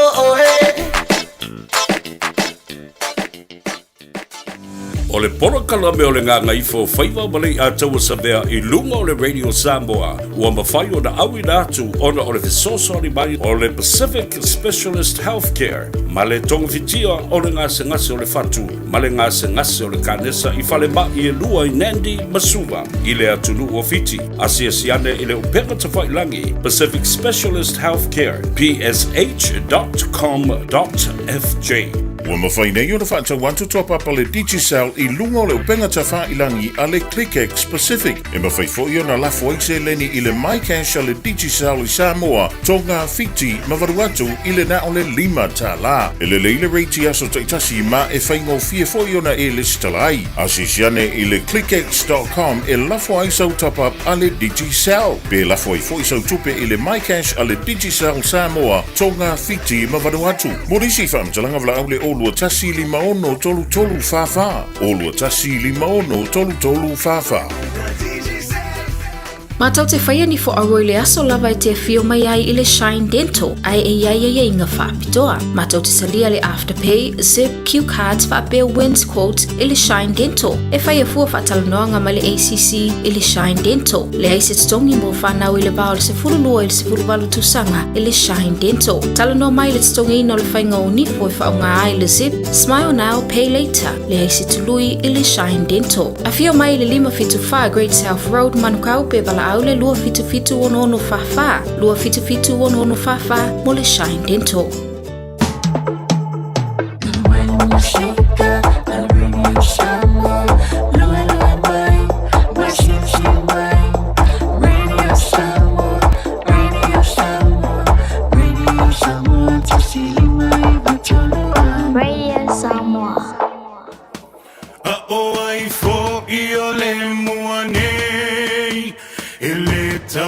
Te peni pese mai fea a ia malama o lei ano foi le moana o lei a fai anga taua sai le tai papa o le tua masanga o lei a lava o le ngata i fale Taele lava i le taifana tautai ai lava sauma e afe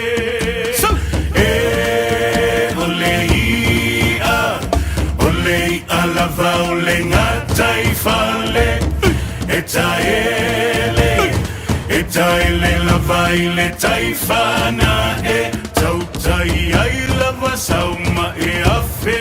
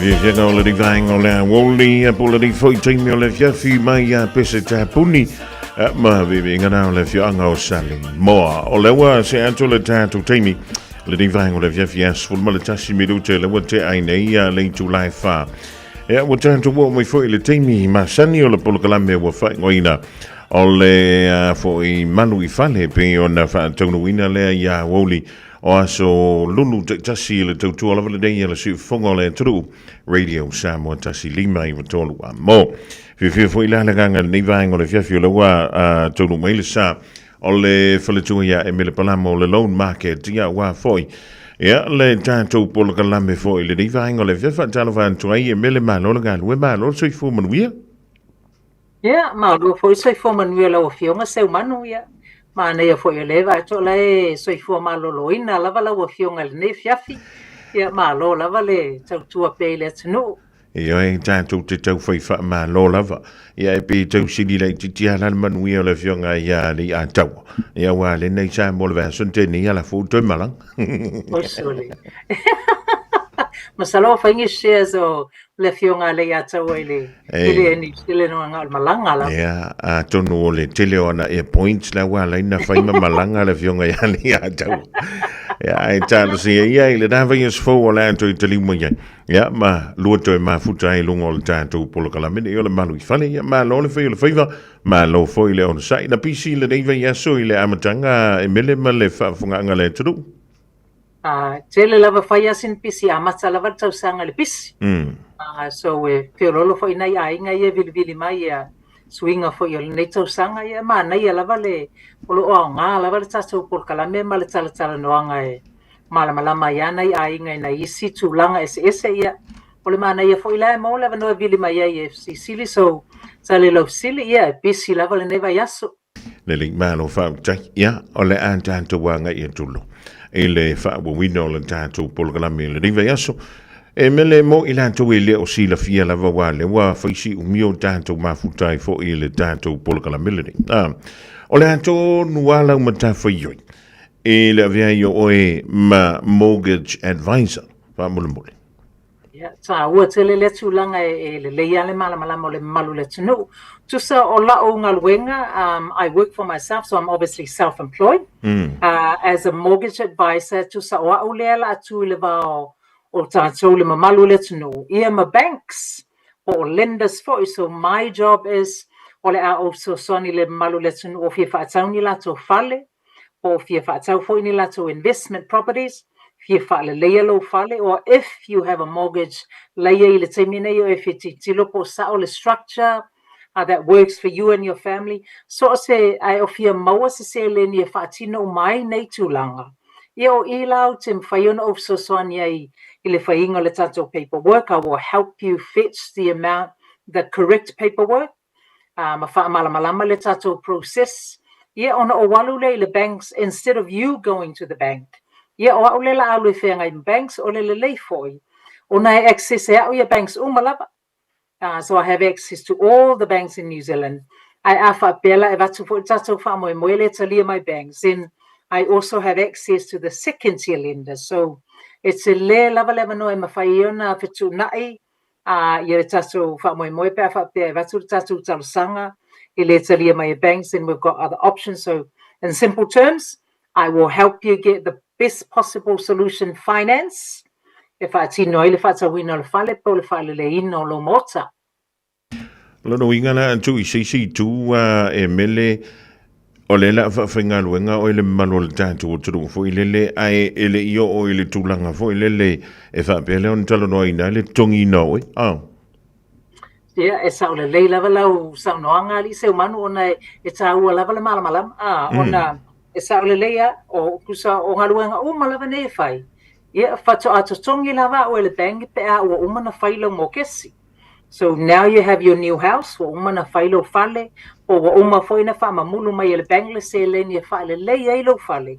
Ia o ila whato atutongia ia o le bank, so o le process e whaia sina umi fo. So e pe o lau sau noanga, ia kusa o le la o whainga luenga mo le mamalu le tunu. Ia e whato atutongia maybe 6 months or however long e matua mawai le tato mataupu so e mana ia tele lea fasili li se umano ona how I get paid, I suppose, so lesi tūlanga le sa ona malama mai.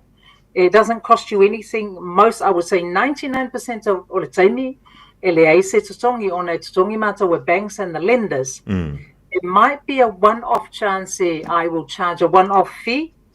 O tūlanga whapea is very rare. Ai le leia le malama pea o te wha malama umalawa le malu le tunu upe amato meet first time.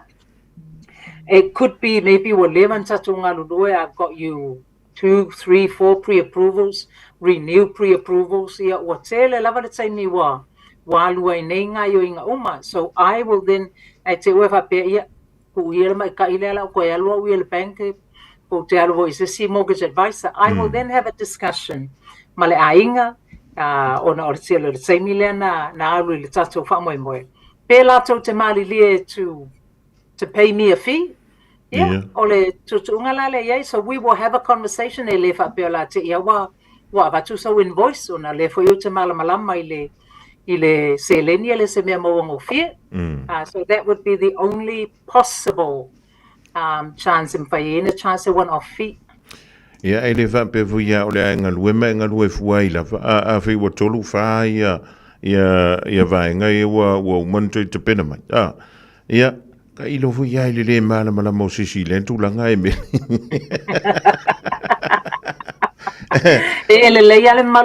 I think I've had a case which they were very happy. Olana malama fo ia whaftai fo ile malu le tunu ona ole langolango malama so na ia ile tūlanga na tupu whapea ia na matau tala noa lava and they were happy. Ile tūlanga so yeah, olai o te loa ia le malama ma le langolango fo ia le malu le tunu e whaftai e tuai. Malo whaftai. A whai e isu tūlanga fo ile leo le malama tili le mele ta o le whainga o le paketi. E tau tū whantasi fo ile le ia wa o le menta wai a tātou tanu no i le whane. A le isa kupe whaka waila o whane pe mawaila o tiposi. Ia e te le ngā ruenga tauna whai e mele o le saole. Yeah, saole le lava le tūlanga wai. Ia le amatanga so se mela. I le mela le o le paketi. Ia wa o ke le lo ia o ia pena ngā o lo kamase pakeki ia o i Samoa. Ia o kaika ia le isa me. Ia le ai ase ngā mea o le pakeki ngā kasaua inge ia whaipong sā lava la ia. Ai wa tau maua fo inai tangata na fsosoani ia na wha malama le tūlanga. So o le pakeki, o la ua ufautuanga pe whaingatā lava na amata is set a simple goal. Ia se tātou matatia. O le atonu lava le matatia le mana na o ia ausia. Ai o te loa e te loi seimi e whaingatā ia na amata pe whape o masani a tātou na le spin lava. So my suggestion would be keep it simple. Le amata ia, we're trying to shift our mentality pe tau suile tātou so pick one, maybe pick one thing. Te tilo lo spending, whape o lo take away ngai, like kom whai kipi. Yeah, o la wa ufautuanga a mata le take away. Te tilo I lo take away. Yeah, I want it to take away maybe for 3 or 4 weeks.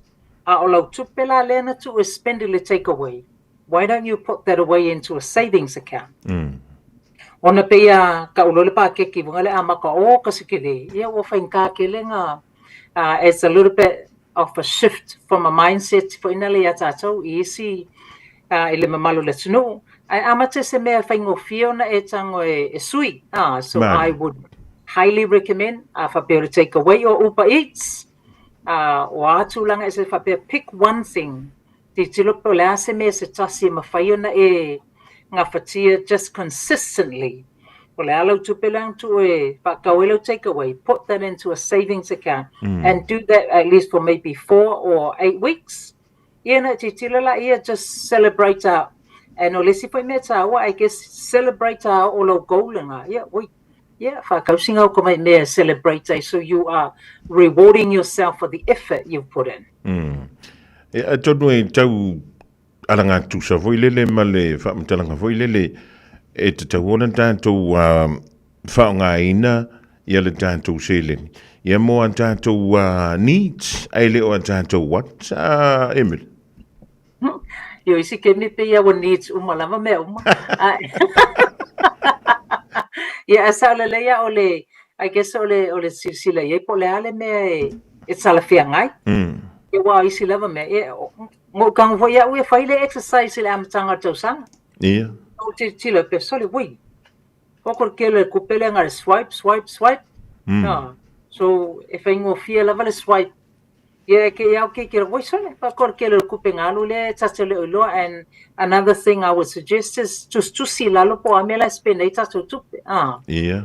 Unless we see it if I ngatai na tsato ulo po fele alu ele tsato seleni so ole fo no fa ya we am tanga neto sanga you wa ale suia tsato me fai you we're still going to get the same results pe okala liska malo fo na if we keep doing the same thing yeah well keep getting the same results. Afa pela ole man na tata we suise mele neto sang. Ia ola taita fautuanga amatai le neto sanga ia suise se si me fo we fai ina ia se matati ola tata te fi ausia and write your expenses down at itilula ia poani me mafaiuna abi eselemu and just keep consistency I think is one of the keys. Ola sa we vutuanga e mele le tulanga fo ile wai o nga tupulanga matutua. If you ila to tell me to cash. Ya tupulanga ma televo le ni vai oi. Ya o kambanga o le swipe ya o tele lopo o feo me yelua. E fengo fie ina se felsele por ke ur kupe ya por ke ur card penga nga for card. Ma na ia telefo ile sirili se umanu. Our suggestion, which is something we've done ourselves, is for our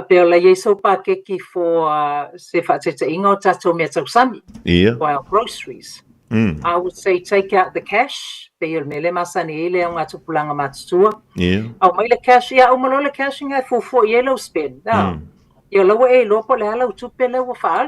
You know, okay, afa pena le lo se lau lena tala mai le fa mo fa ye le fa tau ia na fofole po a me lava le lo se lau le so ile sali lo sili se umano. I would suggest cash ona ilole o la ye se li miti le tatu tu pe fa tau ona o te lo fo i te ye le fa ngo fio le swipe ai kulka de como le draw se say au sia tatu mtati ia nga ko au mai le fa ye lo a reward yourself to go and spend maybe $50 on yourself.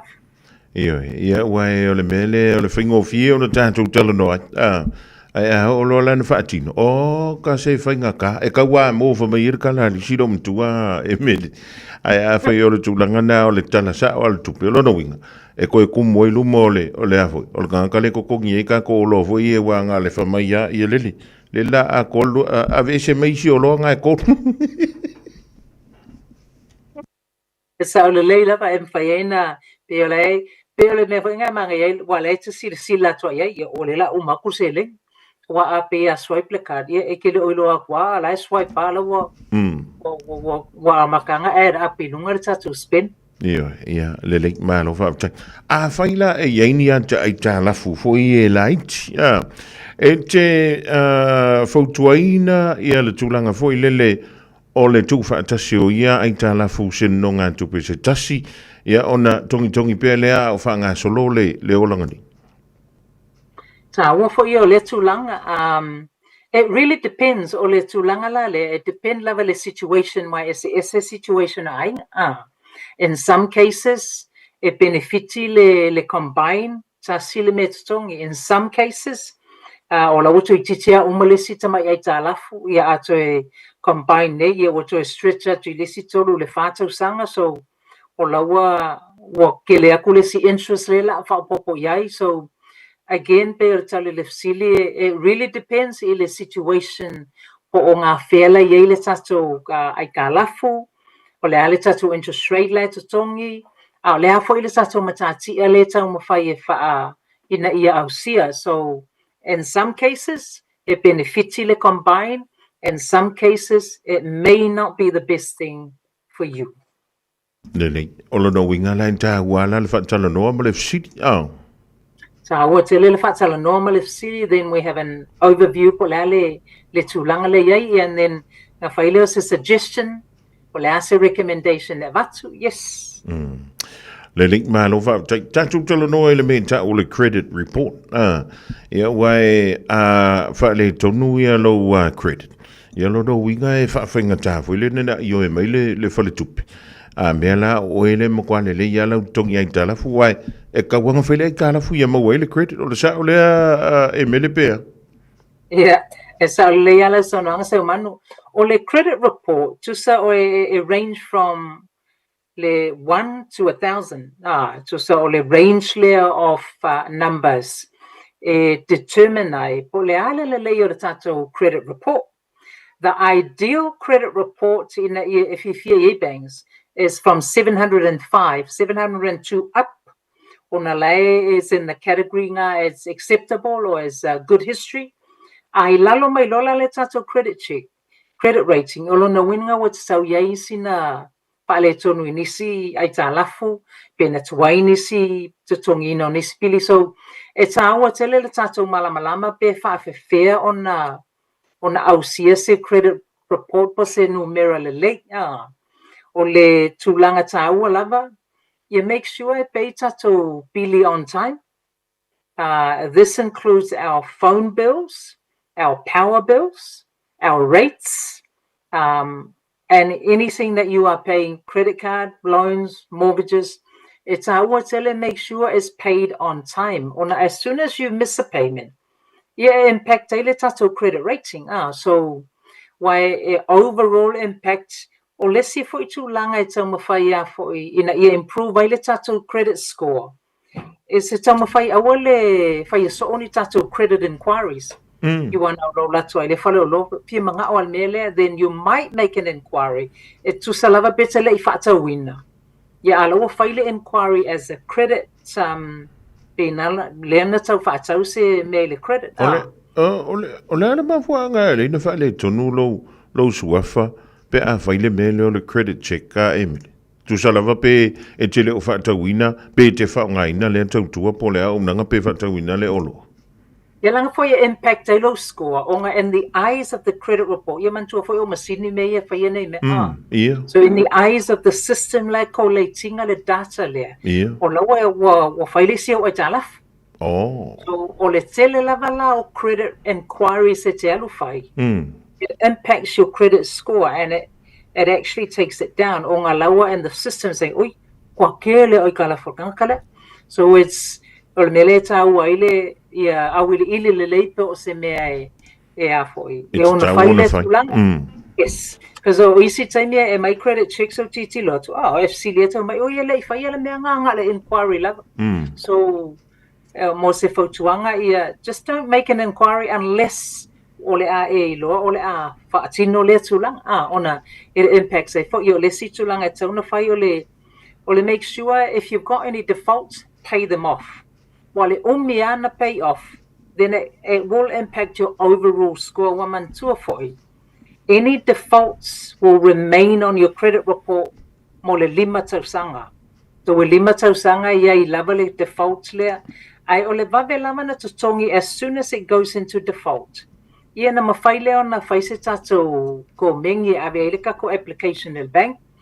Ko le ale mea na tupu I le tulanga. So pay your defaults off as soon as you can. Awole for your teleni credit inquiries. Yeah, male tulangla. Yeah, make sure we pay our bills on time. Or na fatata inga or mayo or power bill ma any bill you pay. Yeah, e lua se full farma sina tirti loile system yellow history. So to sala pena le leilo history for the last 6 months. It brings everything back from the last 24 months. So afa pelanga mako ileanga lava songi in the last 12 months. That will also impact your overall score. So na inela iti lava ia it's a one tilo yaipe wa e mafaina tato so ia tulanga. Lele malo fa tang ya ne te we si vai ngata we te fia sa no ia le ne fia Emil. A le me pito silio na ta o le fesiti. Ya wa e alu le man ma pe tante o le man ma ya. E mai fua ia le lua filuon. Ia o le man malamar kani o ka ko mere ka fa. Yes, le lava pe lava o le au nanga Radio Samoa. We thank you fo'i whaftai tia Radio Samoa, ia malau whionga fo'i seu manu, ia ma le ia tau ele. I nei whaatala noanga o nolo tele lala so soani mo le mamalu le sunu o vili mai, te maanga ia kere poka lame so le umala malama tuaina isi tūlanga ese ia so ai lava pe o le saunoanga seu manu, ai lava se me fie malama mai. I'm more than happy to answer any questions. Vili mai o le olua fitu, valu tolu fitu, valu fa, valu o, ai wha mole a vili mai, ia tūlau swafa. Malau numera, langa o isi taimi, it doesn't appear. Ia ele mawhai na vili atu, so it's either call me or email me on emele.palamo@loanmarket.co.nz. Ia, paule o le nei fiafi se manu. Malo, mo le antalanga whautai e mele mo le tātou polo kalame, ia mau pele malo siuletino whape fo i lale nganga wale tautuaina o le pa ia malo le tātou. Tino, manu ia fo i lea ngātu i le whai ungola venga so i leo toi mamau. Ia, ai te mai ele tuolo soifua mal soifua le antau ya antau no le aso mo so le malanga le nave ya sfu pe alu toi filo i lungo por kanami ai maru ye tele de ye fi mala singa le afenga yai ya okay ya soifua ya so manu tele le fia soifua ya ole fole tu ya emele palamo le loan market te pe ole fa fonga tu yai numero la na telefoni ole olu fitu valu tolu fitu valu fa valu o lua fitu valu tolu fitu valu fa valu o e wala va fa silina in tero fomo ile rivaenga le fiafi o le Jamie lewa toi luse fulu fitu mala afa medu te ona tale o le tulai lima ile te tua le Radio Samoa.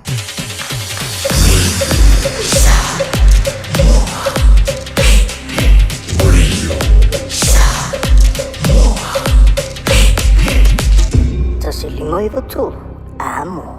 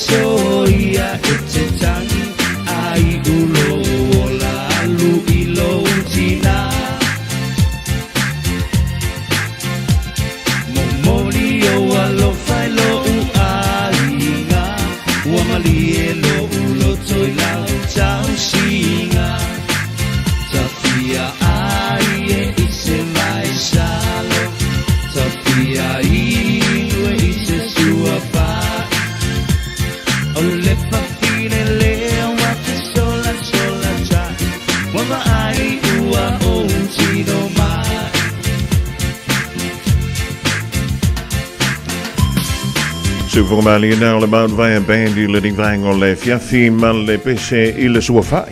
Io. O le Mulina i tau ma fai se sua fai. Ia, o le Camille ya langi e vai se. Panolonga e makwa pulai le fai. Fa yisinga sua fai. Ai fa manu lula le pusais. Iso le ke fai Pia le causa mi le skuli mi fo le McDon. Le o le o lu fu jolo mala fa mi du te na tale o le tula li mai le divang o le fiol te mi le o fanga solo fa tanonga. Ale fiona le li pa le mi o le tanto ma lo Samoa. Ma le singo tu stella. Ye le mai ai foi o le filo inga le kabineta i le neia solulu. Ya le nei usi mai o la mai mo malang fa funganga i le fa tanonga i le team nei. Folo fatu ma fa talo fatu le mai mo mai foi sa mo le nei tu la le aso. Ya mai atu maunga te tele se e pa ia maungaiti pa ia sa mo i ona tulanga fa lupe.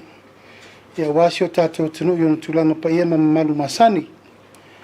Pa ia fa tale lei ma malu fa le tunu utaina nei fo i malu fa le malo.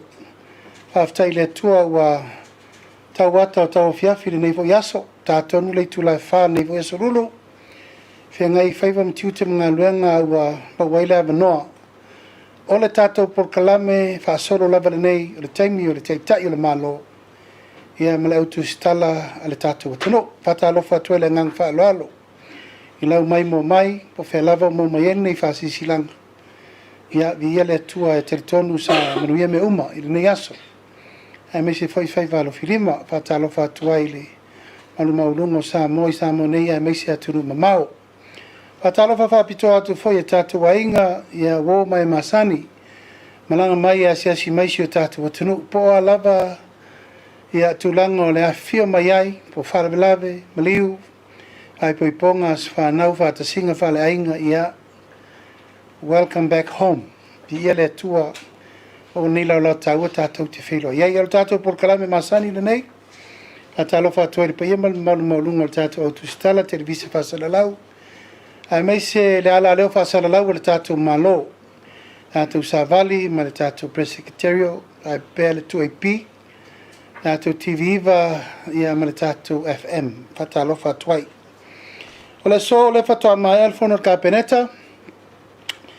Fa ia fo inisio fai unga tu sai ma fontanga kato kapeneta ia solo uma.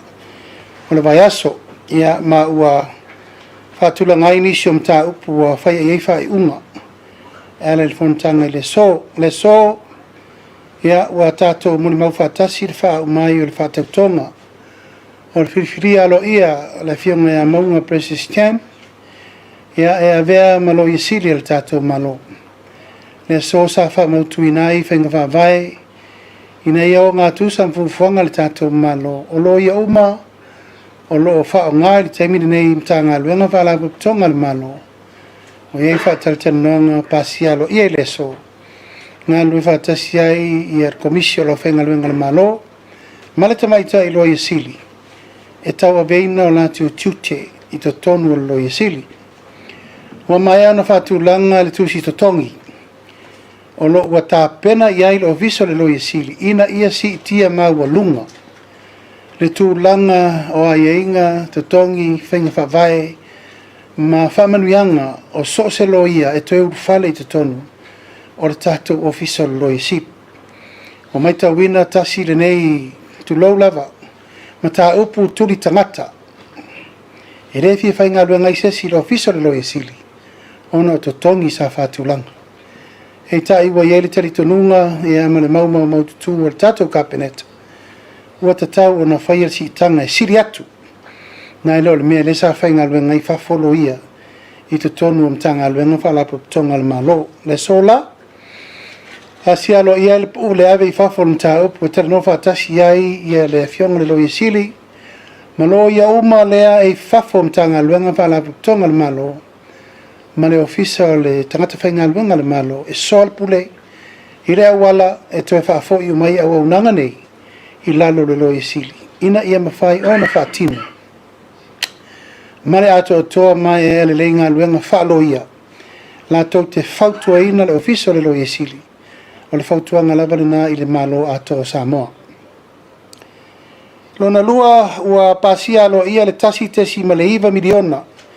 Fitu sfur fitu afe lua se lau fitu tasi. I taui mo a inga uma ma tangata taito tasi. Sa whale anga ina alato meto tino i le ngalu vo le na oso whafose. Ia perila se lusuiva lufu lima. O le ua tau nuu tutonu o le kapeneta le aia inga. E whaatupe ai le tūlanga le tasiri miliona iwa se lau fitu fitu. Afe. Mo le taui mo i tūmalo umana afia. Pei tai mai tau al kapeneta. E te tau na mai le ripoti ato otoa ina iaua ne iaise i tūmalo e misi. Ma o lea na toe whautua inai le mtanga luenga. Puna ofan na tula. E toe tu ina mai se ripoti alo ia e wha umai. E whātaratara noanga o le mta upur nei. A li poti na mai i a tasi te si maleiva miliona fitu afe. E tailanga tutusa le mta upur nei ma le mta upur le sa tau whaso soa il tupes 4 miliona. Ma le tu malo sa fata masiumu. Ono le tu langa i le whamanuianga mo tangata anu uma. I tu malo sa fata tasi ma sa fata lua masiumu. Ina ia ta oto le angatonu le itua inga vaenga. Lo ngā ioi fo i le tanga luenga o lo o ua whaatula i ai le pulenga ato o le tātou komiti whaapitoa le mo le vaenga le nā.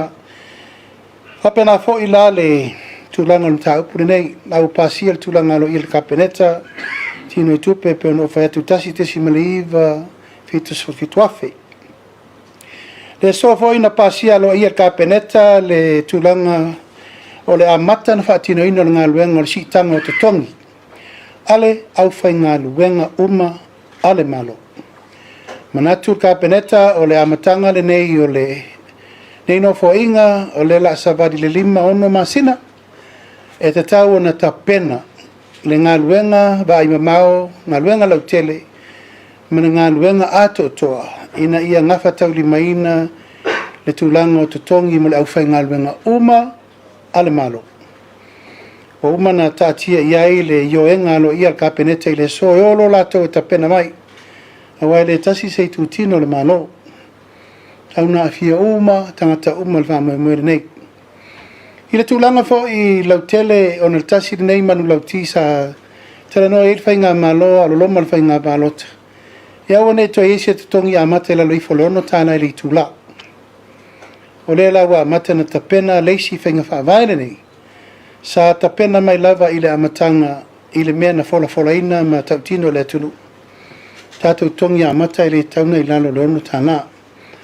Ai olo whai pēr le whiutana inga le teimile nei o le vai fo i le pāle nina ona o le private sector.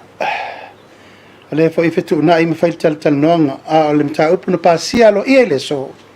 Pāsia le amata o le whaatara noina. Pe ona iai ia e lei lava se tangata whaingaluenga le malo e le manatu i si tanga.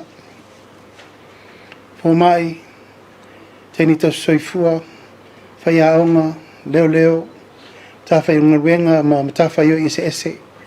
Tangata whaingaluenga tong iaso, tangata whaingaluenga i tono rapa ptonga le malo ma me uma. O lawa avele i oenga kapeneta i le so, ta pena mai, na mai lolo li poti le me whetu na i eile au whaingaluenga ale malo. I tūranga lautele. O le so foi ia na pasia lo ia kapeneta le se furu valu miliona te si malilima o le one government grant o le familianga le nei mo a onga malava al tatu watunu. Po a onga lotu, po a onga ekalesia, po a onga le malo, po a onga a tala po songa tu maoti mo me uma. Ua pasia le se furu valu miliona tesi malilima. E whaanganga mo me uma lava pe ona iere por kalame sa masani o na whaasolo i tausa ngoma. Le sa mawali tali ona le lava sa tu fesiri fo inisi o tatu tu stala. Ona onisi o a onga o lo iaimana onga tu mau. O le ua talia lo ia i le sol tu langa lautele mo le wha mui lea. Pau lava le whetuna ingo le ua whai. O le komiti o a onga u male sa iei komiti o a onga. O le ua ave uma i lalo o le fono whaavai. Ina ia tasi i le vainga, tasir sisila, tasir tirtilo, e ngafa umai lalo ma le tai fono. O le tai fono, o fono whaavai. E control ma ele tupelea. O ma whaina whai ai ai ngai tūlanga e. Ngā whatauli mai nei le iai ma le pule a onga. Ia ma le fono whaavai. E tuu iai ma le komiti le sa masani o nei komiti a onga. Ele to e iai ni komiti fo ia tu eser komiti a onga. O lela i lalo komiti a onga. Fono whaavai umalawa e 5 sutasi ale aturu. O lono winga a onga uma isa e komiti a onga. O lea wawe uma i lalo e tasi ele lea waunanga e whai eri fufuanga. Po a me tutupu e iai le tato 4 miliona lea te sima le 5. O anisi me fasili. O lea whaua ta pena le au lape e mwhainga whaavai le ploketi miliona. E fso soani. E fso soani pe aini nisi tupe to e mana mie mo le whasolonga. O le whatino ino me whale leia mo a onga. Pe on sirfia ia e tele mana no i tato por kalame le whasolo mo le lumana. O lo iai tu langa le tape na ina o le tato whawhanga fuaina. O le whaupopo ina o tato wa o ngā mata. Whapoloka la me ina o tōninga o ngā mata. Ia ma le whatulanga ana o le teu wina o le whare leia atili o aonga. O lona winga, o le tupele tasi se 4 miliona tesi 5 se la wape. Ia ma le fono whawai, o inae a mataina ta pena isi whainga fau ale malo. La whatulanga mo le tausanga fau. Ona whata aviri lola i o tūlanga ta pena i tato awonanga mo le tauma mafa. A alo ma whanau al tato atono. Lesi o le so fo ina pasi a isi ngase fau. Tu inatu le malo intia i le vai asonei. E la van sirfia le la loifo le 5 ngase. O lo fa solo per tu langa o le tapenanga. O e le o mawhai o na whaiata o tonga i Samonei. O lo fa solo per tu langa o le tato o nanga le suifo malo loina. Ina i mawhai o na whatula i tulanga ia. Ua toi teu le tulanga o tato ngalwenga whapai taimi. Asile nei whawhitau li tupu tele. E tato walon whana ulo o watu ia tunu mau. Ia, o lo ua piki nisi o tato liaison officers. So soani New Zealand, Australia. O na ua whatupu tele ina pēr le tulanga o tato walon whana ua winatu whafo. A ua whatatia i fo i manisi o teu ngā whenga whaavai. O no nei lei tū. Ua tele whawhitau li utula i mai i tato walom whanau i a winatu whafo. Tele sori ngā tūla whono le awa, la uwha saina, sa a mio mata ngā i a tunu mamau. Ia, maratulanga lava ua aria i mai i ese i a tāpenanga le saini ekon kalati ni. A ese ngā luenga o tu whaatino i whafo. O tula i mai pēr whawhitau li tulou lava, ia. O kūrua ngei e whairkorua fo whafo. Ia, maleano no i o le tele o whawhitau, di o lo ngafa mana i o tātou ainga. Mai se voi e kare siam sa mo i a tunu mamau. O lo tau whai o i whaksoasami. A lewa whaatulanga lava whenga whawai, e tuu le whirwhilinga o tātou tangata i nuu mai tu malo. O le talitonunga whawai rena, a aru le tangata e ave ngā luenga whawai teimi ai whirwhiri mai e le tu malo. E le pui ngā le tu malo, e le po isesi so ona si. Po sesi aru le mawhau mai o wai i eitu o patatua o menei. Iai lava le anganga o le tatou rio le nā e pui ai. A mionga le tau pulea ma otua i o ma mata ngā ai le atunu. Ma tau vale ai nu uma fionga. So tā pena i le so. Tulanga o le wha moe ina ia malu pui a tātou tangata whainga ruenga i whafo. Ma le tulanga o e te tau o na ave le tulanga tāla whenga iai. Ua ta pena le tātou whainga pārota le titi. Nā solusu fitu. O le masina le nei, Februari, o le walolo mai tātou whainga pārota. Sa fata mua ia ma vaisingano lua. Ma o tā pena i fōi tulanga umai tulanga masani pe ona iai le e so tā pasi ai ka peneta le tinu i tupe. E whātino umai le tā penanga o le tātou whainga pārota se lau muntu puafe. Ia ato ai fo'i ma le whaatupeina o whainga pālota tere lena umatu nei. O leha da whatua wha maape umatu nei tau rumanga o whaasolongo me uma pe ona iai. O le so fo'i sa taranoi nai le wha taranoi no le amatanga o le tātou malai ta alo tele i tuana i mato. Sports Stadium, te le, o leo tā pena e sui ai le tātou Apia Park.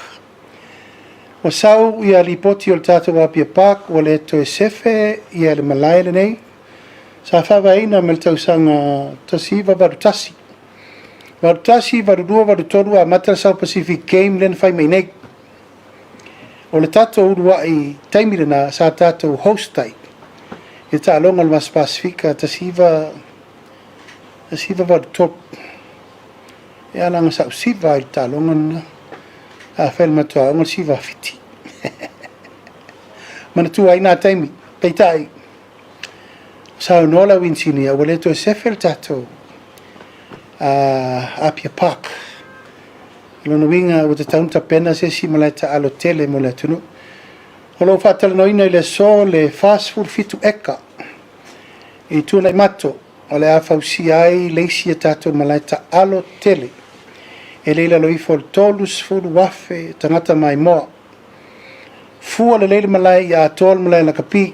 A toa fo i male track e whao ngai tamiti ma tama onga mo athletics e a maisi talonga uma. A toa i maisi malai e wha leo leo. E mwhainta pena ta alonga wha vao malo. Ma wailunga nei o le nganga le ta penanga. A le mtanga luenga ta alonga e a malififianga tangata. E a mata il tātou whamoimoele nei. O ia il ta penanga tausanga nei ta pena i ata mea umam whaasolo loa. Ise tātou paanga la tau te langolango ina le tāsanga. Ia aua iai nisi o tātou paanga masani. Si mai la tau ao, la tau te whatu peina uma le tātou whamoimoele nei mon tātou malata alo.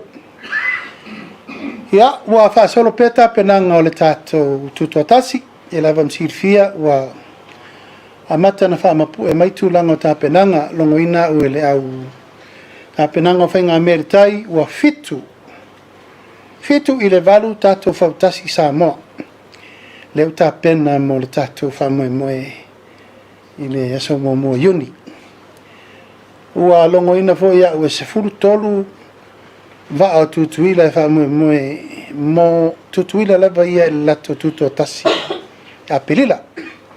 Ia o mana vel tato valau top 5. Ia o ia la to top 5 e aria mai ia la tona la tato militino fatasi.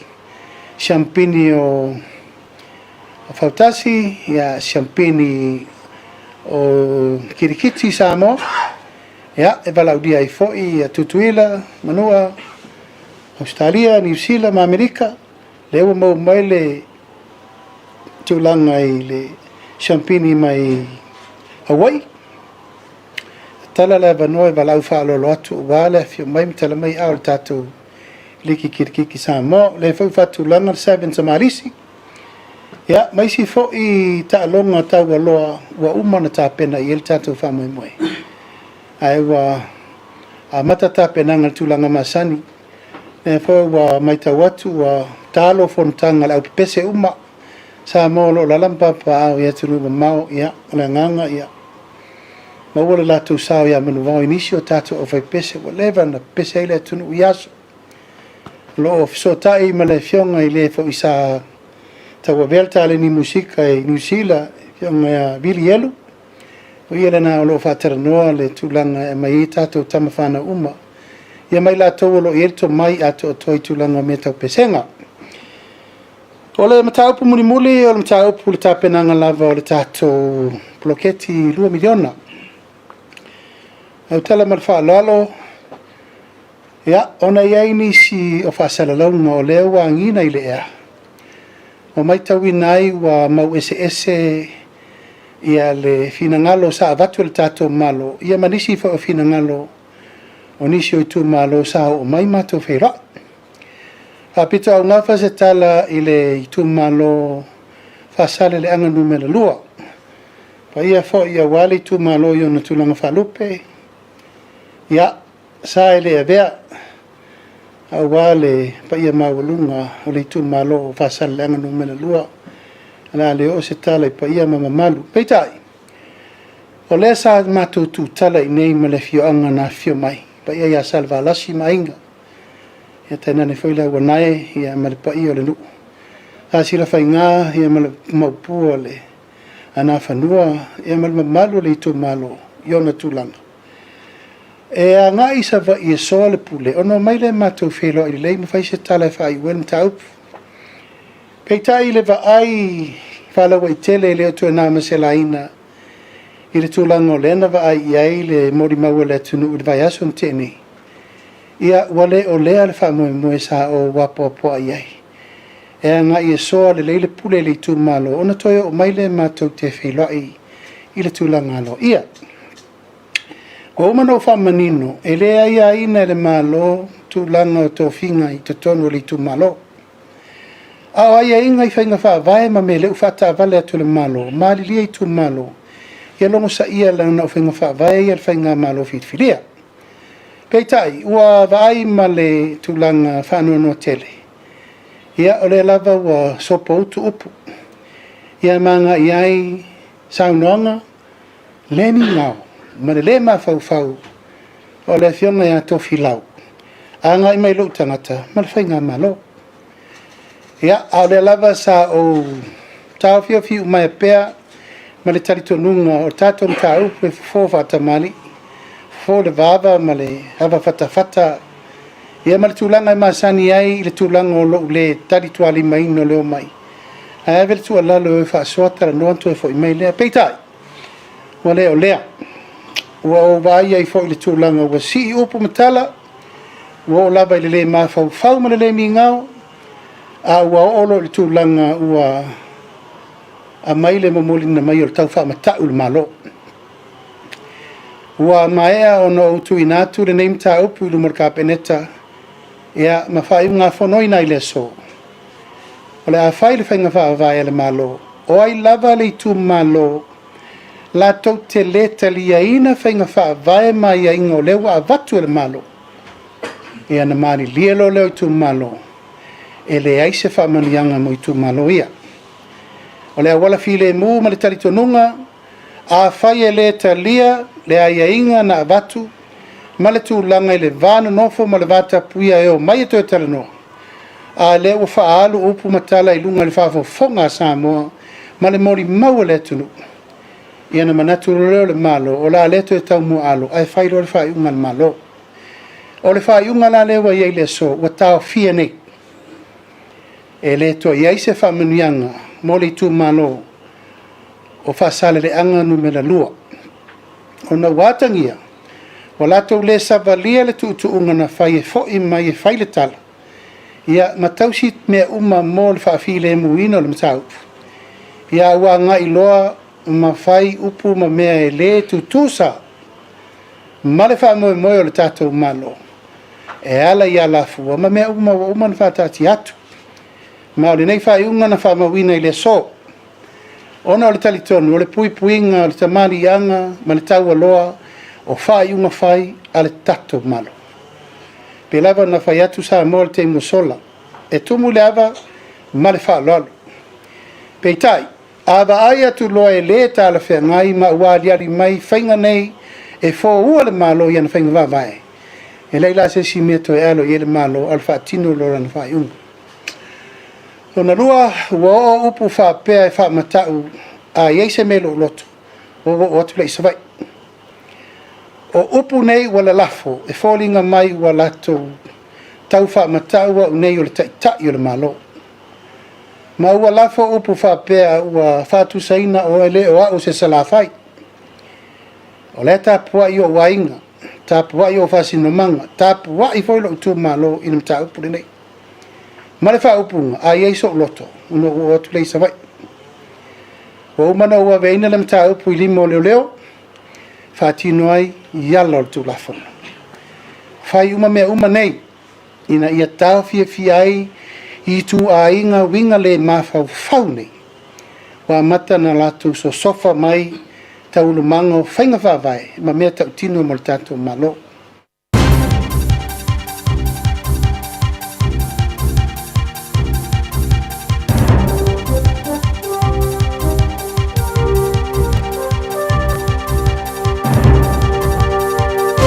In this update, the government's denying any conspiracy as it cops criticism of its Independent Reserve Bank pandemic review.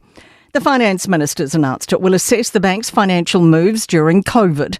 It'll be released just weeks before the election, labelled cynical political manipulation by Labor. Prime Minister Chris Luxon says a review makes sense. There's been widespread discussion about did the Reserve Bank get its settings right or not. We just want to learn from these events. ACT's David Seymour says the timing's not suspicious. If you think that some grand conspiracy not to have done everything in the first 2 years, I can tell you it's just a matter of doing things as you're available to do them. A prominent human rights lawyer has revealed he wasn't willing to represent the Christchurch terrorists' appeal. Brenton Tarrant is seeking permission from the Court of Appeal to vacate his guilty pleas for the 2019 mosque murders. He engaged Tony Ellis in June of 2021, partly to try to get a copy of the Royal Commission of Inquiry report. Ellis declined his services when an exploratory discussion was raised about an appeal. He seemed to want me to do precisely what he ordered, and I would basically be his mouthpiece. Households are being warned to brace for another big bump in power bills this year. Consumer NZ's expecting the average energy price to jump by about 5% by May, largely due to the lines charge increasing. It notes the charge makes up just over 1/3 of the average bill, meaning a small hike makes a big difference to monthly bills.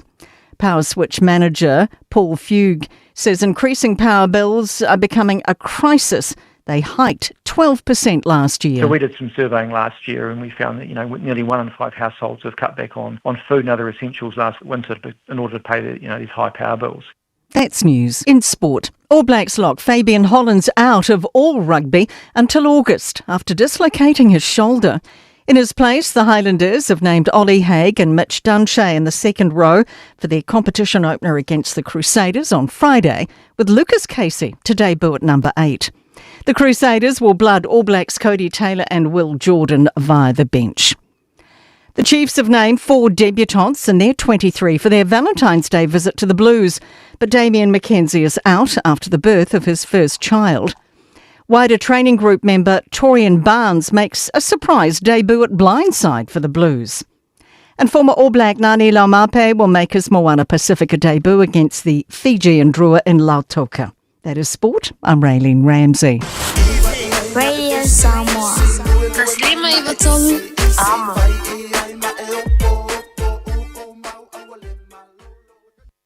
O te alu se vai whaatino mea lo wainga. Ia mawhatau nuai lau pulea. Ina nei meane ua wha matau au. Matau tau mi ailo uai a tatau wha tangata anu umal tangata o lele ele o salafai. Ia se ia luifo lapo o ele tangata ia luifo whaatino le mea le ua o iai upu. Male lato upu male tala faise mea vave. O lale mea vave le tau pule vapea. Sa moa malau whaafonga mai, si sila mai e le tunuu. O le lava ua tātou wa ngai ua sopo le tai lelele. Na sopo le pule au le pule po. A maluru atu le lautele o le tu malo, whaapito au ngafa la upu ma lautala, i ato filau lea na whai meila na sauninga le malo. E le na o la uli le na lafo ye le upu lea o le taitai o le malo Samoa. Ma e tatau na avatu le upu tautino ma le upu le taimile nei. Ia liuli walo maila, o le ala tapena atu me uma e tuu, whaatasi ai le so whaupunga, le mi ngao ma whaupunga so na lafo. Ma whaupunga e ata ngia ai le tō wha ua tawhea, ma le tō wha ua sola. Aisea, talu lo tau muli muli, i tū langa whaporkiki, ma mea ngai mai ai, le vevesi o le tātou watunu. Ai le mawai se tasi mo le tātou watunu ato ai ala, i le tau whai atu le tātou malo.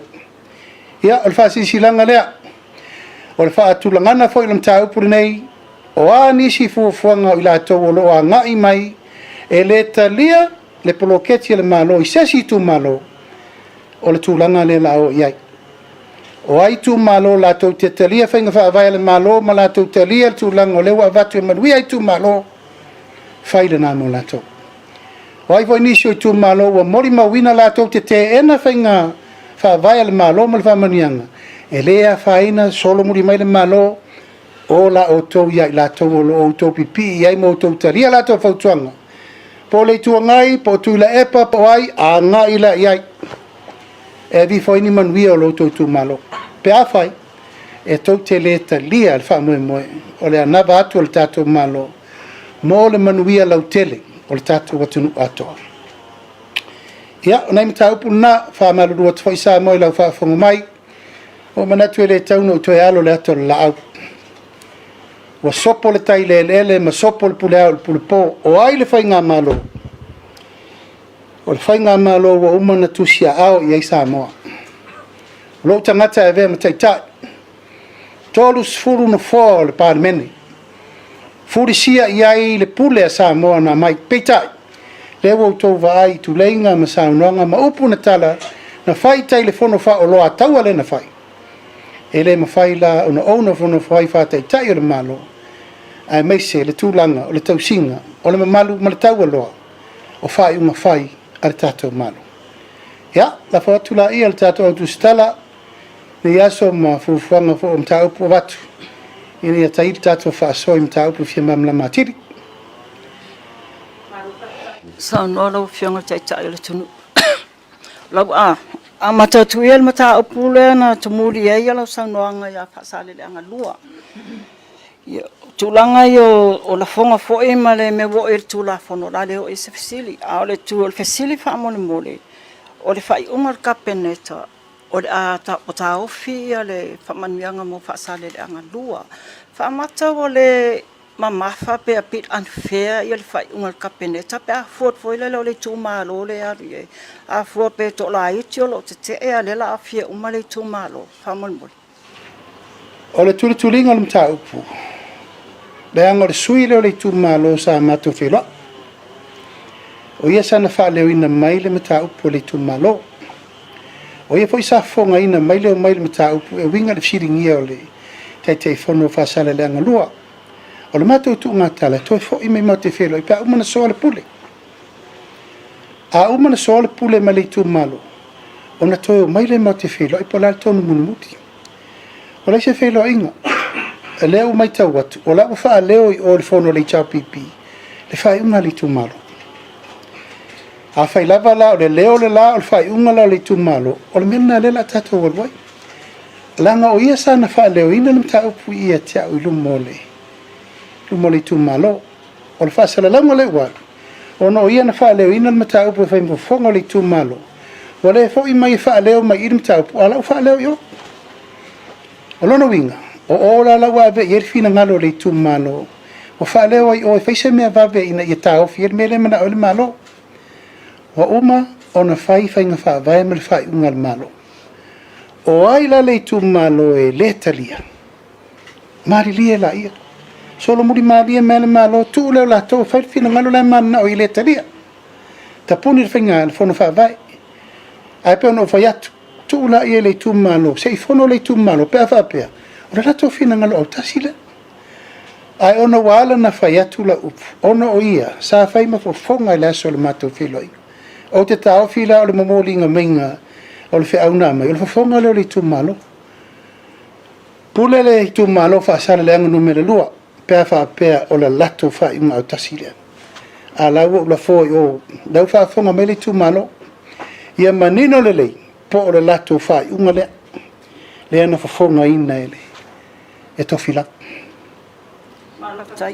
o le fasilong le ua whamole o le tasi malaiwa miliona le o whamatu mai mo a fioanga i ana a fia i le kama tsunami fo ele na oso a whamole mole lo fianga o le ale e fia ia nu olo a fia i lalo le selene nei ai po le ase fuanga le vai ino le selene nei mo a fioanga i ana a fia ele ia tia ula wirilinga le ana fa tu le mtanga luenga tu ta pena mai le po no umaya na fia ale ato no fai no batua se tali malo ia vasole ale ato tonga li poti le na mai i le ofisa sisio manga e fai si to tele no umaya na fia le te mira ngalu le no so fa fo se ma fu era no so Lucia ya o te lo ne atoanga ta mo mal beso fo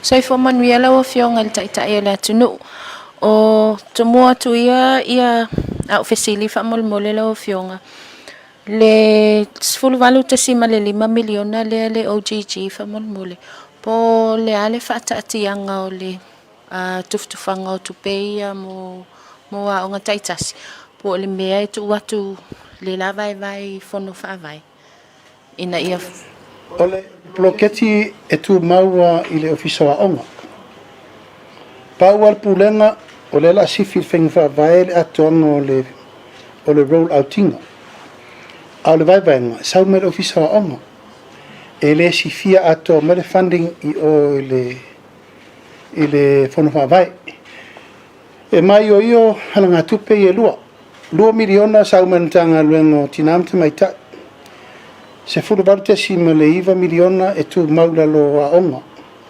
ona e le tauna mix le taimi fai o kika ma accounts e na li poti ala i o le fon fa vai e le tanga luengo tinamte mai tai ai li poti le one government grant i lo fisa o e le se me sui e tele se ivana nga lava pulenga langa le sa iei me foi le sa fai komitio o e o le tele i o le pisa le na pisa nei e a fia i me le criteria lava o le iei ma le pule a onga a watu langa tau mea onga masini ma mewa pena whainga o maintenance masini ma mewa ma whale lei o tulau lava whale taua wainu ma mewa pena ia o la ua whatu langa i lalo ia tasi le pulenga por vate ta ingolo tu malo matua ile a ngala o whale au ai lei ma whai le one government grant a whale lei na mato fa lua le tupe fast food wafe o le mato fono vavai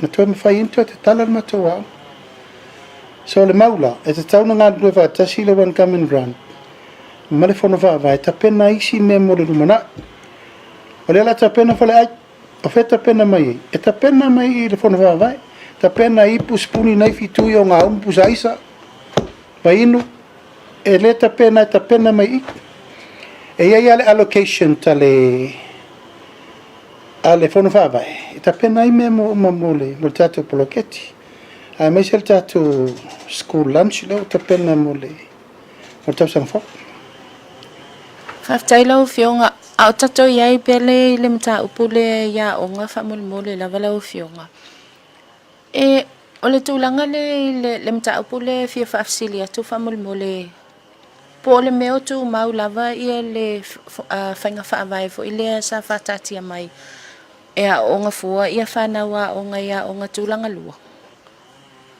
Ta sirina meo le sirina meo lo whatatia whainga whaavai fo da ma tual teimi le no i whai komiti au o komiti whai si charges whapopo te iau whai le stala whai sua ngā tupe whai fundraising ai fa ngai komiti a on ele o ai le malo i tulanga fa ini extra fundraising motamati rela fa tulanga mai fa nga va fo le malo ele to iai nisi me ese atu nai lole nel fa nga va le vatu ale tato vaini o te se laule masula sta la iskomik ele te tauna fa il menna ana ala na fa il menna o fa lava komiti a on ala to fa nga so tupe mala tome ai fati ti lu motamiti o me uma mole lu mana ilela to lo lava e fa foi uma mai il fon va vai e la to inga mele a wene to yai ni le stala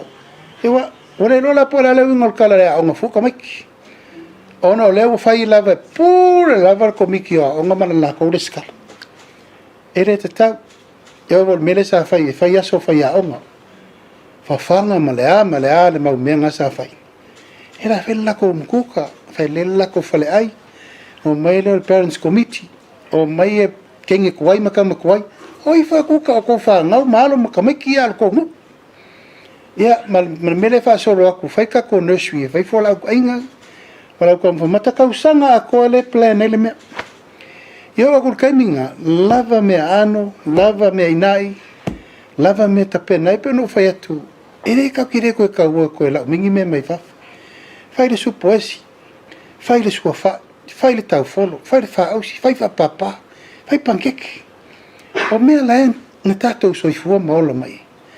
Ala kōri fai sai mingi, ia mai aisa, a mai lore, a mai sukalaki. E ngale a makan ko urungi foka maki. E mamau ai wha mai le pipisi le ka ke kaumwhai nge fix taku. E ke le swinga atoa. Mai le wha pēfo i se whai nā ai le tātou morning breakfast. E ma le lunch. E fua lava le tūlanga, whai supo le lei, whai whala au aina, whala au tau whamata. Au nge ko anu koe rawa ma le te lai chine.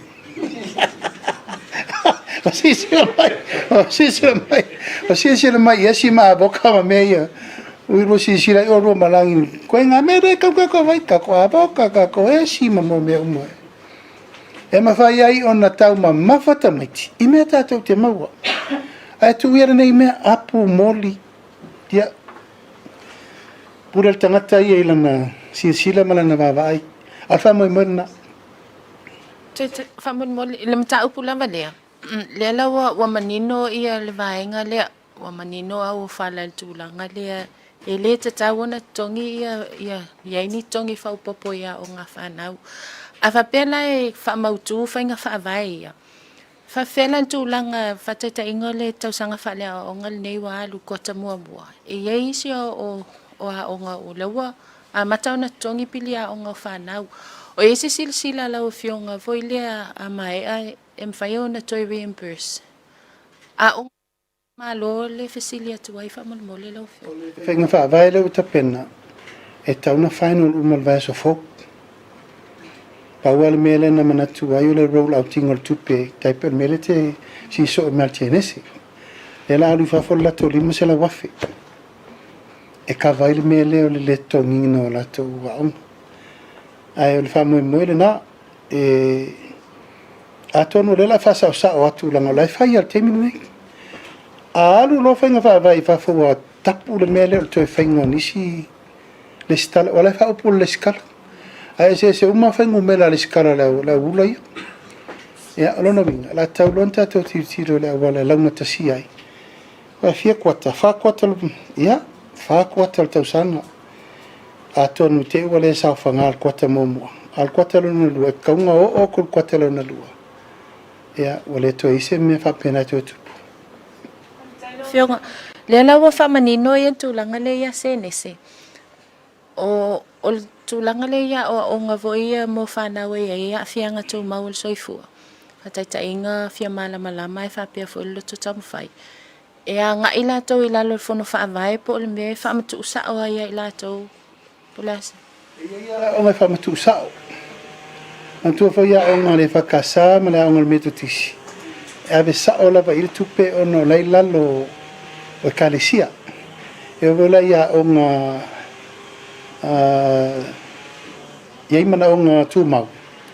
A be sa o lava iei lea. Fia se vana ngā ila ia a o ngā i tono nu umai tūmalo. O na whaingo whiero lea o na whatu lai le. Tūlanga le na whai atu e whatontonu le whaing whawai. A le whanu whawai. Lawa fionga le tūlanga peo ni iei le visa nei yaso lawa fionga wha mole. O le ase whina ngalo lawa fionga tam whainga tātua tunu o lawa mau ya tunu mamau. I le tūlanga sa o lava ia na avela o lango i le whamoe o kilani o te le i tau mo alo. Na si ilo lima soani i tau whainga a tātou tangata i le awala o lau whaatino i le whiunga i ana i awha. A me foi lau tu alalo i tātou ofisa lai whafo. E a whamsanga ma le whiunga a whe matalango lango le whamoe o nei a tātou tangata. Aisea e tāua. A leo te whaatari le mawhilo i ngā ma le whiunga le ripalmia. E Alaksan, ia mati. O le tasi lea mau o leo te tāpena le iai. Aise a lava ua whai e whapea tātou. Sa isi o tātou visa i. Mo lau mati po le visa te wherua i pule o lau. I lau waru whaafia pa wal mea wiki oval masinga. Ai e ser mea lea e anga i e elena o New Zealand foi ma Australia. Awal me whaftai a Trump tau te reo la vere risi leo kuri mai le siawari. Salo le lo fo Trump ia Amerika Samoa le kau ke la vere vea koe mkako e leo pēninga kere kako. But o te langolango, i le tūlanga lava no apopo e le fio ngai anai. Alu o tau lango toa ia tauna ang le tau te lalai New Zealand. Au le mele o te taimilo toa i le vafa ma malo diplomatic relationship New Zealand. O le ta pena a vele tau sanga le mena na. E langolango le tūlanga o le whawhaingo fie. O te amana ia fo i le hatu ngalu New Zealand, langa i tātou tangata e lātou te le whamaoni. Pea tātou tūlanga tōru lo stay in New Zealand. Pea e mo mua, tonga, so mo fiti, longa tōru tātou. Ka ngakala ia ngā koe visitors visa. Ai ako so lai o lātou lānei. Ia tupu e nei whawhewheu o le mena. Tangata fo i nei, o lo whai masasa i New Zealand. I le sori ngā tūlafo. O le lau atu nei tātou le wheo i whalawe lawe ma mea tau in tātou oio. Ia leu ka whiofi kako. Anyway, o la tālia pēr whamoe o whaftai fo i wo vai atu e tutu whatasi le whio ngai anai awha e maltama wau wasa. O la minister o Foreign Affairs. E malo si la le mag. Mai sa o tualalo fo ia wau wasa i le mawhiro inga na whai New Zealand. Se e lo whai fo. Tara no lesi matai e lo fangia tanga tsa moa ia. E sa te lia lo ia, mai o te whawhetai a Winston Peters. O la ngala la mua, ngō vai aktu fo i ana publicity ma mesa a whai ia, la sa ku mesko inga ia kako. Ia, a taru si ia, a o au ia malwha mui moe wo ta pena e, a ver tato mau sosani ai mo le whiro inga lero loma ni a mati. O le se ofisini la wa fionga tu langa la kapisa mo po fionga o yai ele mta po le la wa fionga po le mea wa talia la wa fionga le tu mai pe se le ni po to fa fo se le ni le Australia. Ia o le lo loma le fio mai ele install vai fa fo. Australia na longo mai ia. O le minister tonu ana na le mate filo i le mele e tupu. O mana ave le fa si silanga le tunu i le me tu el malo i tato la kapi. Ele ai se si o tātou ele a lofa le tātou le tapi. So se Samoa pe ali i pe tamaitai o le tātou lea tālonga e se pele mo tātou peita. E ele me te tauna whai le lavana o tā ua. O whea le wo o ele tātou la kapi. O whea le levo le wo o ele tātou la tapi. Tai tō fitu, su lima, awa tama, awa teine. O tātou wo o le maua lalo. Sa tātou le ma whauwhauina. O le maualalo le la tātou wo. Ia tātou na tātou. Tātou taunu unga pito i siri na matau tia whai unga. Tātou malo le World Cup. Tātou malo isi me upeita. E leo le leile tau aveino le pulenga. Pisai tupe. Leilo loa tupe. Tuturi tamata alo. Tuturi coaches. E le leile tu langa le tau aveino le ingoa le tātou au. Ia. O leo alu lava ufatu maisi i tālonga fau. Mona Pasifika, e foi lo loma mai si uniform. A fel tato manusama. O le lana ofa mai Australia le tupe le fa pes 10 milion na Australia tausanga. 5 milion na il tausanga. O se tupe tele. A o mai la Australia. O mai le malo. Te direct sa o le malo. Fe mai. Le malo. A saini le malo. Na mai lo tupe. O lo fai te ngal te mini e sai ni le malo na avele yo o fetu e le malo le pui nga mal vai ngor tu pele o le tau te vai te mini o lele o tu langa le le pulanga i meta tupe a fai la e fa manino mai Australia a fai e pule le malo fa so ino le tupe o telia a te taula o na fa va sengal pulanga a ver tupe e o vama miliona lata lu miliona tu pele aver malo te usamo o la le result tato mo e fa le tono o le pulenga o mana fai sa o lava o por plestene fionga namlo u sa miliota sui le pulenga o ese o mal por kiki la to tono o ese tu le la capi ya ila to esa ta alo ma esa ya ilo la to territorio la to fa le il calo la capi Le lai fatat. Toi tātou le saini. Toi tātou le saini. Ona le whanau nau tainga. A saini le malo. Wa iei le ato toa ua le lei le pūlenga le lakapi whai. Le lai whio mai le minister al vai fafo ma te wheloa i nei. O ma voina awela o tusi a Australia. A whai le a fia le limo le malo e control le tupele. Na tō wole ave sao le lakapi. A whai le tonu. It's your fault. Al mele a papa to le malo a saini le malo e mautino e pui le reputation o le malo o le sa le leile me avertu le la tati el temi nei o mai foi le to tele o esa faia onga tamata alo ya sabe fo im ma CEO le uni la kapi fa di melo la tonga le mali fa se o to ton wana tanto boe e fa lo la pena la to tusi ave i le pūlenga le mawe le World Rugby. O ina e whai mirtonu motu.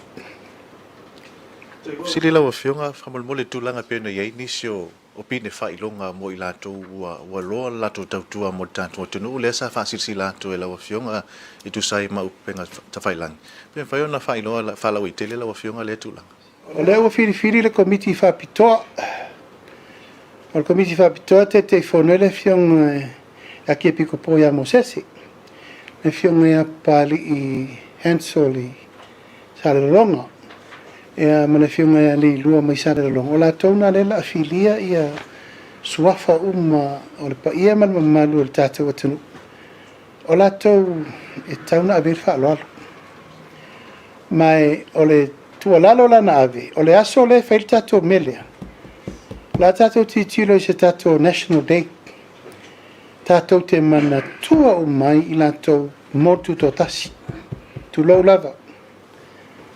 Lātou umana mataina le tūlanga o le matimatina po laranga luenga sa whaina mafuai o na tātou tu tō tasi. La waki mā moi, asiata, na mula ulu, tanga loa, tuilangi, i inga. Ia ma vai whanua nei tō ina le langa mausotu. E whai i el tūlanga roi, e mamori ni e lātou pale, ma mai sui o lātou ainga e, awe e le pine tau loa, e tātou te mana tua le lātou ngā luenga sāwha. Le lai whapea e whai le tātou tūwhanga pine tau alorena, i le solo, o tātou tūtō tasi. E whai e le whamana tūna, tū lau lava, nai tō si whian me le tā tia o mai tama ainga.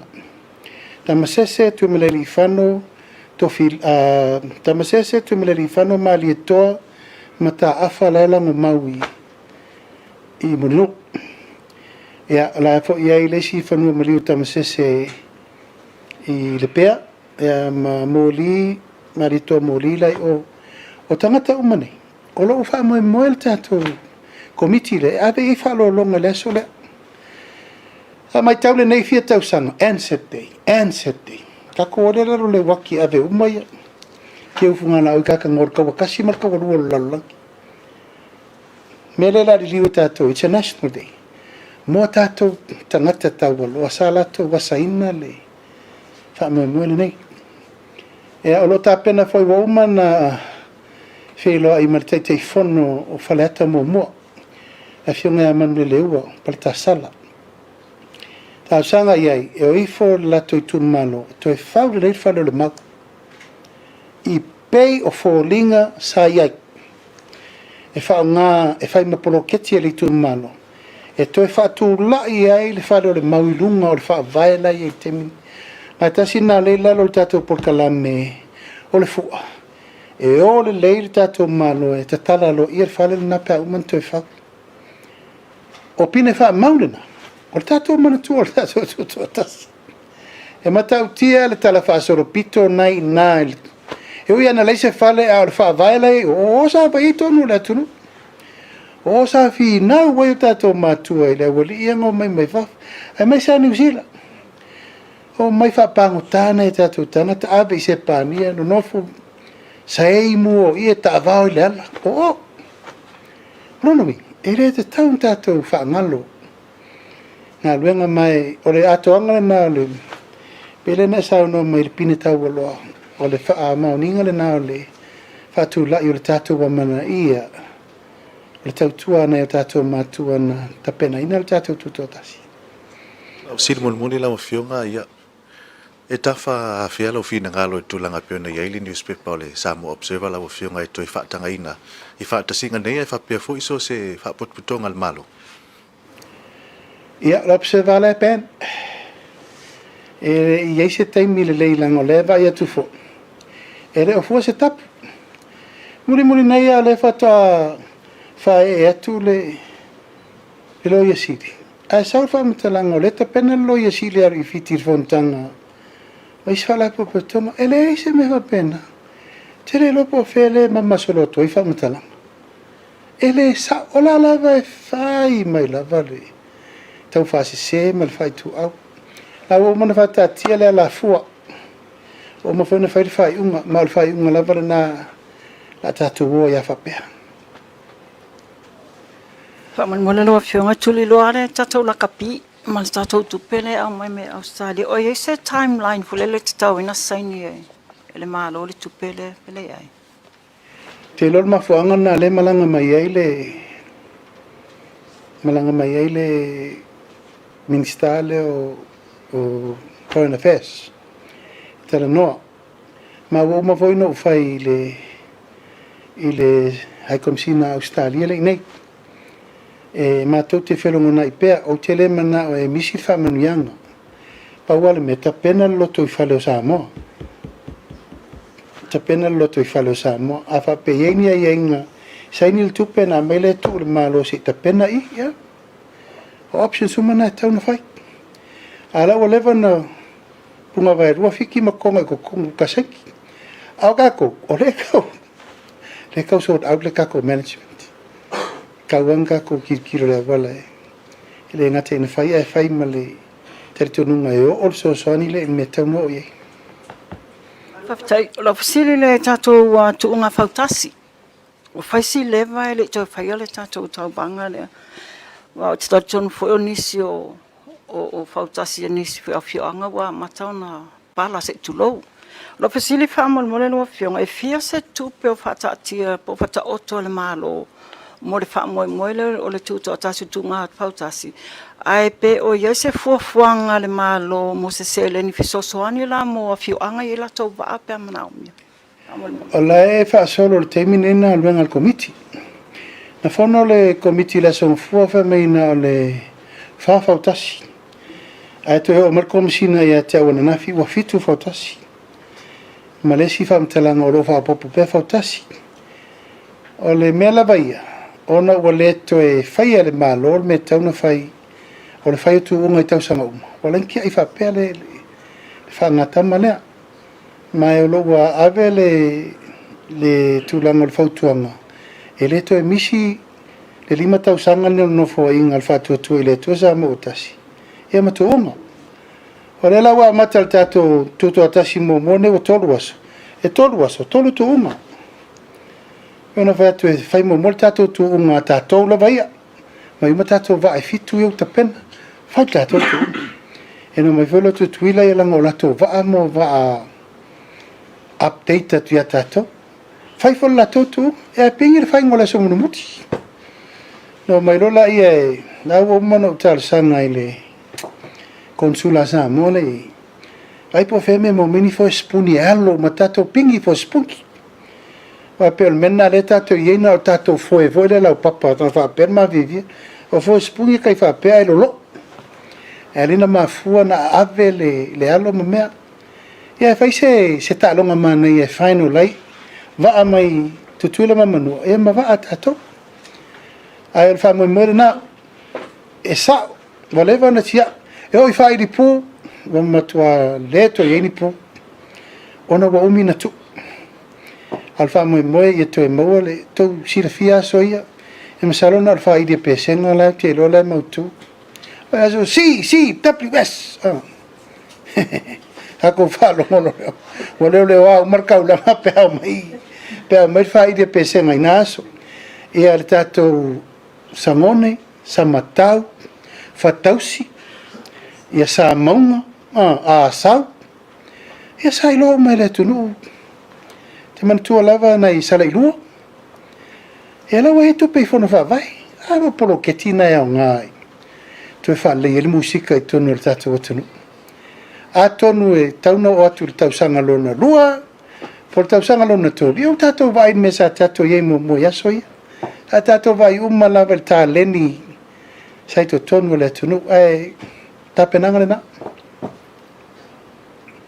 Malo faftai, malo sau no lo fiong, famol mole o le si o mata o le tui loa su lava le mata o pule a fasale le anga numero loa. Le la wa ye le fai unga kapineta.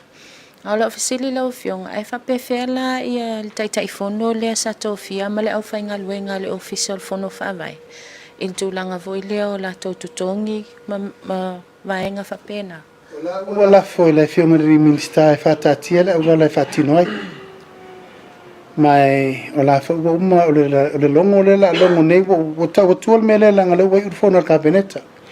Ala uta penal tu sialo I al minsta e mal committee o tato steering committee fa ali ele manatu lo fa tatia. Io a fai la vole fa una le o fai la tutti le talia feng fa vel malo. Solo muri malo e fa tatia la tu malo.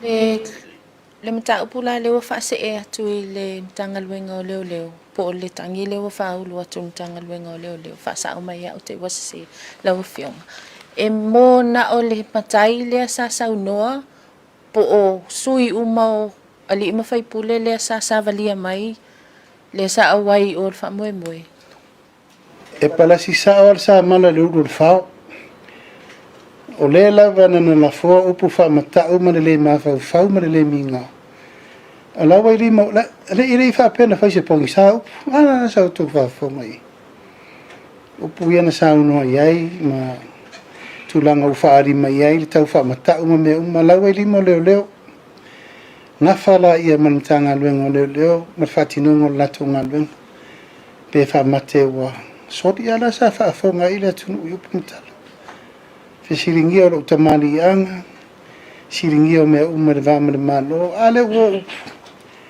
o aile la fo ye elena o la uli. O la fo le tai o le malo, o le tai o le malo, tai na fifiria sa mo atoa. O le pui ngala, ala fa inga pana o masani al mero le mavau mai ore, le mavau. A o la to fe siringia le pule le wa vatu le malo. Fa ton wa ti na e mo tu malo. Ya, la wala foi limo le tu malo. Awar mele o te mana o fasao. Ele ai sesi na te tau fia lo tu la isabai.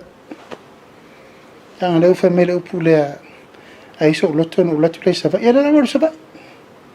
Te o sul vau la stona. Se fai la porta na te rifa tau fia isabai. Tanga o pule mi ngao ma o pule ma fau nei.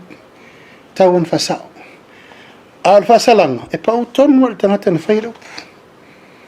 A faila nana foi le tumano po la lato fufuanga e fai tangatai wa lela tau mai le manuia le tumano fa le tonu le manuia le tumano taru la tangata to tasi pa fa pe lo no lava le na fina ngalo pula le tumano le e wala fai ai pala stonu le foi ni la palapa Elo fiong atato yaila il mtangal wenga leo Ia olfsili tutulloa famol mole lau fionga po wa taunu umai ia le reporti foi leo le sa fatino leo mai New Zealand. Itono le anu fale al mtangal wenga leo famol mole. Ele taunu mai leo le fatali mo le masin fo. Le fa pe mai le to fale le fenga lenga fatasi ma le mtangal wenga I tutino mai so soni mo le fa lau tele ina. Tu mai malanga va sa fa pe le masino nei alo inisio fatulanga no lo tapena mai ale afa ngai ma Australia te nei Australia le nei fa solo ato lo lato ngafa foi mal tapena ngale anu falo me molo tupu ya ami se foi fa vela no tupu nei ai lo fatat Australia Ole fai ungal vai asona te nei sa fatino ai ia au lape fo ia la fio anga le au va. O nol tulanga lava le ai le tafie se au fuala au mala au fasaina. Ia le fo ina ia nga sa fasala sala tupi. O le fisili la lau fionga. O le asau silsila I le tula I mai o no umafio anga e mai se fo I tu malo e la lango ia le tau mawhainga fo I al malo e mai se o le matanga luenga o leo leo. E tasi le nā nganga moni ana mana e whait whalau I loa me ia. A wafo I ele te nunga te lele la lango pule mamaluari I mwhai pule. Te le I o le soaswani e moa mai. A wa whai fo le tula fono whale maloa. A tula fono whale no. E la e ile te nunga e tu pea le tulanga le o pule nga whale no e le ai aina le malo pule la tau ma la tu mazang. Tafi ma le no, whaasala ma le no, au lape le no, o mena le no. Ai whaaleoina le nganga whaafitai o no leo mai tau. Paulo le au wala siri atu na whewhewe I tangata nei. Le wawatu ma le se laudi masfu tangata le ta whiauta. E no walu nei le aso to an island sau nei no walu te wa ai, mo tiutiro po le alto inga fōlinga o lo I eutail to ese, yolo manu mal to ese tanu malala. Mai al whanau e moela vai ia marupuipuia tūlanga sa ilinga tūla whana. Ole fesili. O whesa iai uma nei se lau ono sfutangata I le lua, tōru whārima, sfutau sangata ruai. La mena leina le ngā I oisu su enga nei le teimi wa te ah. Oi la sa le whaiala ngā. Le whata atau pule atu nei a ua matua lo loto le mea utatou hoi e. Whātau e ta maiti le mea, ua ula ta maiti le mea. Whātau wha askurimi mkeke poa le mea. Irelelei, it's not good. It's not good at all. E la utatou ho mal temine, ol pui ngal me le ufai. O whātau pe ol whātau ngor suka le mea. Ia, ol tūlai mai la li infai pule. Ya mai se tu malo o te talia mo lo ngang whaalo. Mai mori fo whaftai I lato lo ngā lua te mine le imtau. Mara tu langa susu engala whai te mine. Te rer swinga la nanga iatu leo ma fwoina tupu mer te mine. Ori fo whaftai le li sui komsino lo tau a vea ngā luenga. A leo ba iwa leto e tau mo alo le me walu tato. A tato le whaia. O le reai na se pui puinga ma le tato le ara lofa le tunu. Tu faua ya le utatu ngalu e fatino ntau ya atu on saila il tu la fone fatin tai ya pele I mawala wa ia stasi tu la I mai le foi le su ile to finga voi le kom sino tanga lue fa mol talo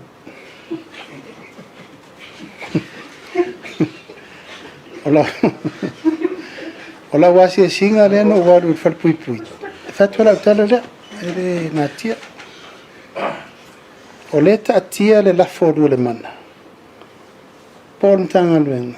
Ola vai lua. Peto e fo tas. Leo fal pui. Ola walu le no vai. Wa uma lo lima masina ne tau kongo fikingo I le main office. Leo to vai ye leo sau lunga mene arrest le au drug dealers matangate. Au tele ialu al valpui. Na tupu mai lor whale vele le pule le ola al valpui. No lole. Tau no gole vai valpui. Le na reina adu le se singa.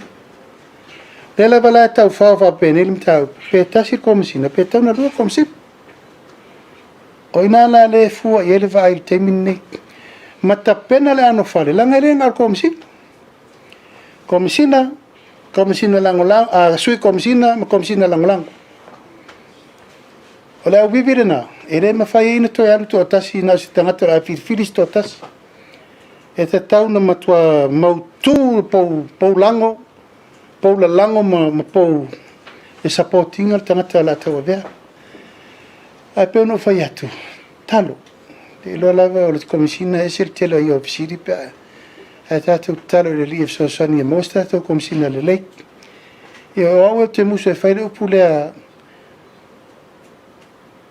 tuli le manu ia maua. Ato umalai le official temine, oe ua leva na tau tua ofisa. Ai le matanga o fia le mea lea. Le mai o tangata mai wafu. Sau lead ua leva na afu tau tua tangata. Ngā mena lein tupul mena, wale to istel tonu wino tonu I. Te mirale nei, le tam fai tu e whawhailere, mai maa whau tangata. O kai fast food kausanga, kai korsu kausanga, o ngofo yo. O la tona, o whai pēi mo la pewhai bea. Alal me len tupu talu ai nei ai noa mata mai alo le nese, whiololo ia taio alo. O mai loi swinga fau, o mai tangata whatoa mai na nafi, o mai tau a vea no noa fau I lato. Wā fulu la tō tautu. Le la vai whai al teimi nei le o whaingo fie le sa I lingo le tangata tu la I tau awe le teimi nei. E peo no whai atu e fele manga nanga le uta atia le au lape pe fia ia pe tau awe tō tasi, pe tau awe tō lua. O le whare pui la vaia o ie tel tō nunga le teimi nei o correction. E te tauna I eili si avanu e to rehabilitate le mawhau whau tangata o tau sala. E mfo ia tu le ainga ua latu o le leilo na mawhau whau. Ia al teimina tu whatasinga e whainga tāteli. Nanga ia tel to nunga o tangata tau sala o tangata o tau sala. Ai atonu tātou whaia se si ia nganga e to e fuata ina. Le ingoa le whai ele ola to e fuata ina. Nana e o la to mela e whao lako mela o kāngoa, o le whare kāngoa. Marko ko, fue, whao ngā rātou tewi whai siapo le langa pūlou. Ia ma mea mo le I lau wa ai uta. It can be one of the biggest commercial farming. Ke le ava noa e mai le to lima se lau lai whai whao ngā o mai whai whako apu. Le leila to mea ano. Le leia lato mea tuto, le leia lato papovi. Ia tu langa na le taunu unga ina ia le leila tina ene me waitupe whawhanga I le tau sielfal pui pui. Whaftai, e ila o fesili a couple of weeks ago, whamulmole lau fionga le safsilingi ia le tūlanga voi lea le tolu miliona le whamatu atu I le whaltupe o atinai. Mo ila tau voi ia nga ia toi whai ia la tau nono ngā tupe. Ia le safsilingi ai lau fionga I le ono se tasio ai inga o mortgage.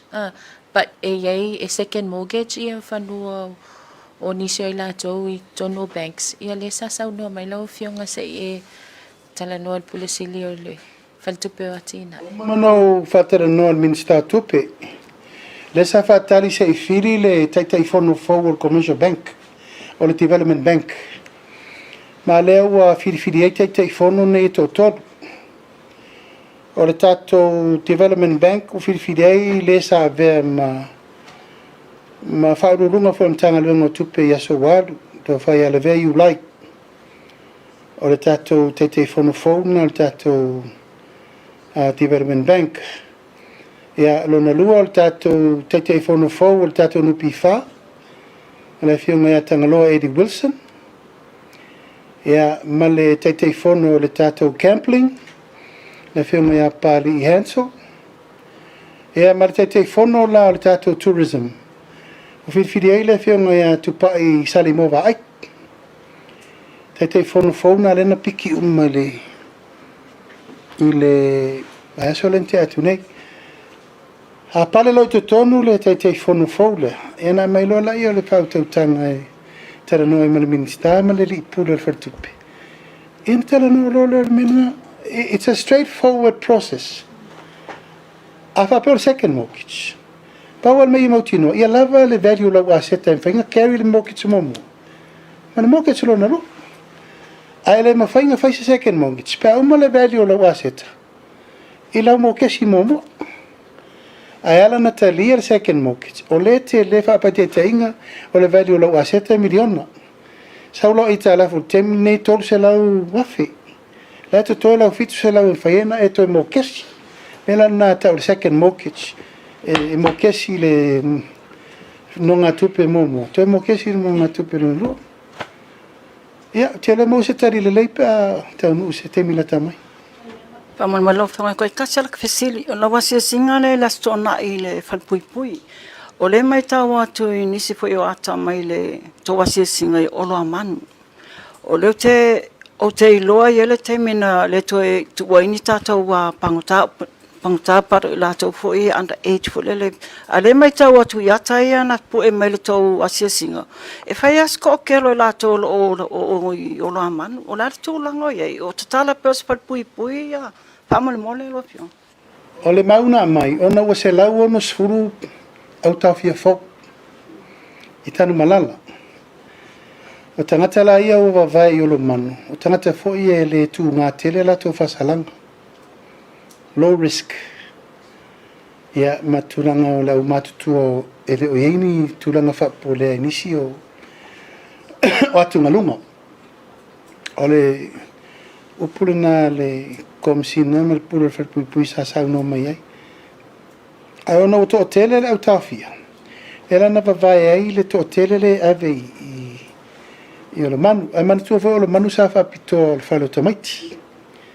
ia o le to tele tomati o le fa mo il tape na fouda la fa si fa le tito tomati mateni ona ele to tele fa no melo tomati matamati la o tapena le tapenanga mo tamaitai ma tamaiti tu ese ai fa no mo le pui mo le tu pari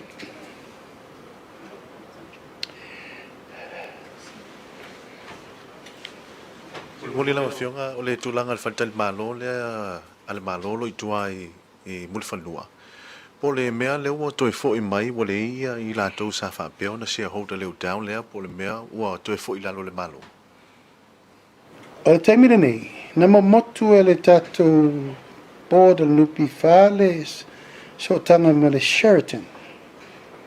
Ono le tūlanga wha mo whapea e lua ni tangata investors interested. E o me whatak.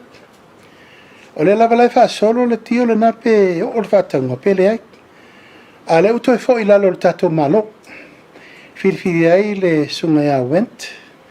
E alu e manage mo le teimine nei whaltari malo ina ia wha awa wai pe a whaatali e lua ia bits ta wharono lai tau pule alfa mo lava ia e te tau lava on whaile awa la pito i silin tala whea ngai o le wha matu ini tangata o lo lava le latu to mai e tau a vea ona ili wha mo o le tele o sea ia tutoe o sea tangata taito o tasi ma sea le nupi wha si dia lalto e wha fo yo wha tau le wha pe tau pule lalo si wha sao mai au le pule na varsfuru miliona i le varsfuru miliona le tau le tau wha tau ai le lava le talia ia tau fo ngā tangata na al temi nei lau fili e le pulenga le tatou pule loko ina te vaia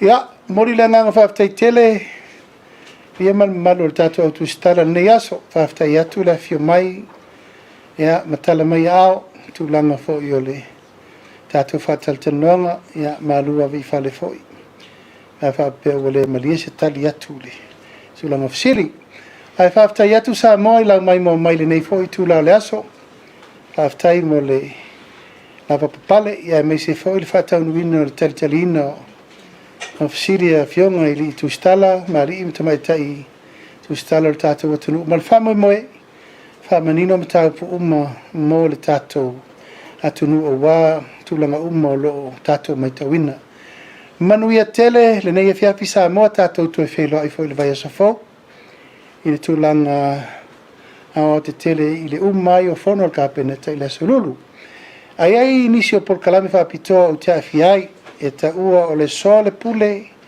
ma le li pare mia e whasala watu le sfareli. Por kalame ia ua manatu e le ngata le tatou por kalame nene. Ai wha manino ai nisio mta upu umalava fia malama isio tatou atinu i mea lo tula i mai nei teimi. Mea lava loa nga i eile ati ina eina, whaatulanga ina o mea uma. O wale manuia sio tatou atinu. A mon nei tula, whaftail mai mo mai tatou toe wheloa i le vai aso uso. Aso mo aso i foia mai manuia. O le porokala me o le ngā ngaifo whaiva malei a taua sa vea I lunga o le Radio Samoa. Ua mawhai o na awi nātu ona o le fesosori mai o le Pacific Specialist Healthcare. Ma le tonga fitia o le ngā se ngase o le fatu. Ma le ngā se ngase o le kanesa I whale ma I lua I Nandi Masuva. I le atunu o fiti. Asia siane I le upenga tawhailangi. Pacific Specialist Healthcare. psh.com.fj. Ua whaatonu lau whanau sia o ngā amata. A whai e te lalai mangeli sa sae po o nuu tūtua oi. Whaafafonga le lei mai. O lea wau whantu le whetūta I ala o ngā amata. Le tolu se fulu I tūla e a o ngā fuai whanau. Mai le tasi o I le 5 tausanga le mātutua I le vaiaso. I oe, maua fua fo I tau mawha. Walau lo le whetūta I ala o ngā amata. I le olua tasi tolu 5, fitu valu I fitu. Olua tasi tolu 5, fitu valu I fitu. Mo se avanoa o lo walo. Avia maua sosa Omega ka Ianga lowi moa Omega ka Tagale tau mofie Omega ka Fili mai loile Omega ka Omega Cars, lua selau Cavendish Drive I Manukau. Pole telefoni o iwa lua fitu 5 valu tasi lua. Susu mai Manukau ne Omega ka Umalole keisile Omega ka O le ese tatupu Funeral Directors o se fale maliu Samoa o le tali foilea o taimi whengata o na o le malanga al maliu maleoti e mawhaifoi o na latu awinatu ma awina mai tino maliu o e pele mai so o se atu nuo lalolangi wala auno le ese tatupu Funeral Directors i le lua no lua toru fitu o pea fiu ane ele se fulu malevalu Norman Spencer Drive in Manukau City.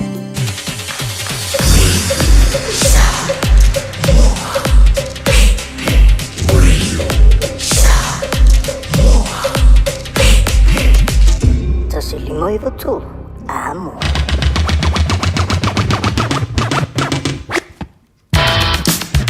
O le nasa mai moma whaafunga le tātou turu o I le whaatanuanga le whiunga le lipa le mia o le tātou turu I Samoa. Le sunga I le lauli o le mali e toa pola te vau Fosi Schmidt. Le ringvaenga o le fiafi ma le wasengo tustala I Samoa. Ea, ua taumalunga tui fwoi nama se tau tumo e I le reia salulu. La sengana o le tau tabali I le tātou maafutanga. Ea, poto ale tau tangi e le taimi sasi e lana vai. Tei atu le tuolo tau soifua. Ea, mola mātu mola le aso a tai au tātou toi whilo iai I lumo nu ai leo tuo nu. O le sunga le linga wa o le fionga le tu tau langi le fionga ia teito.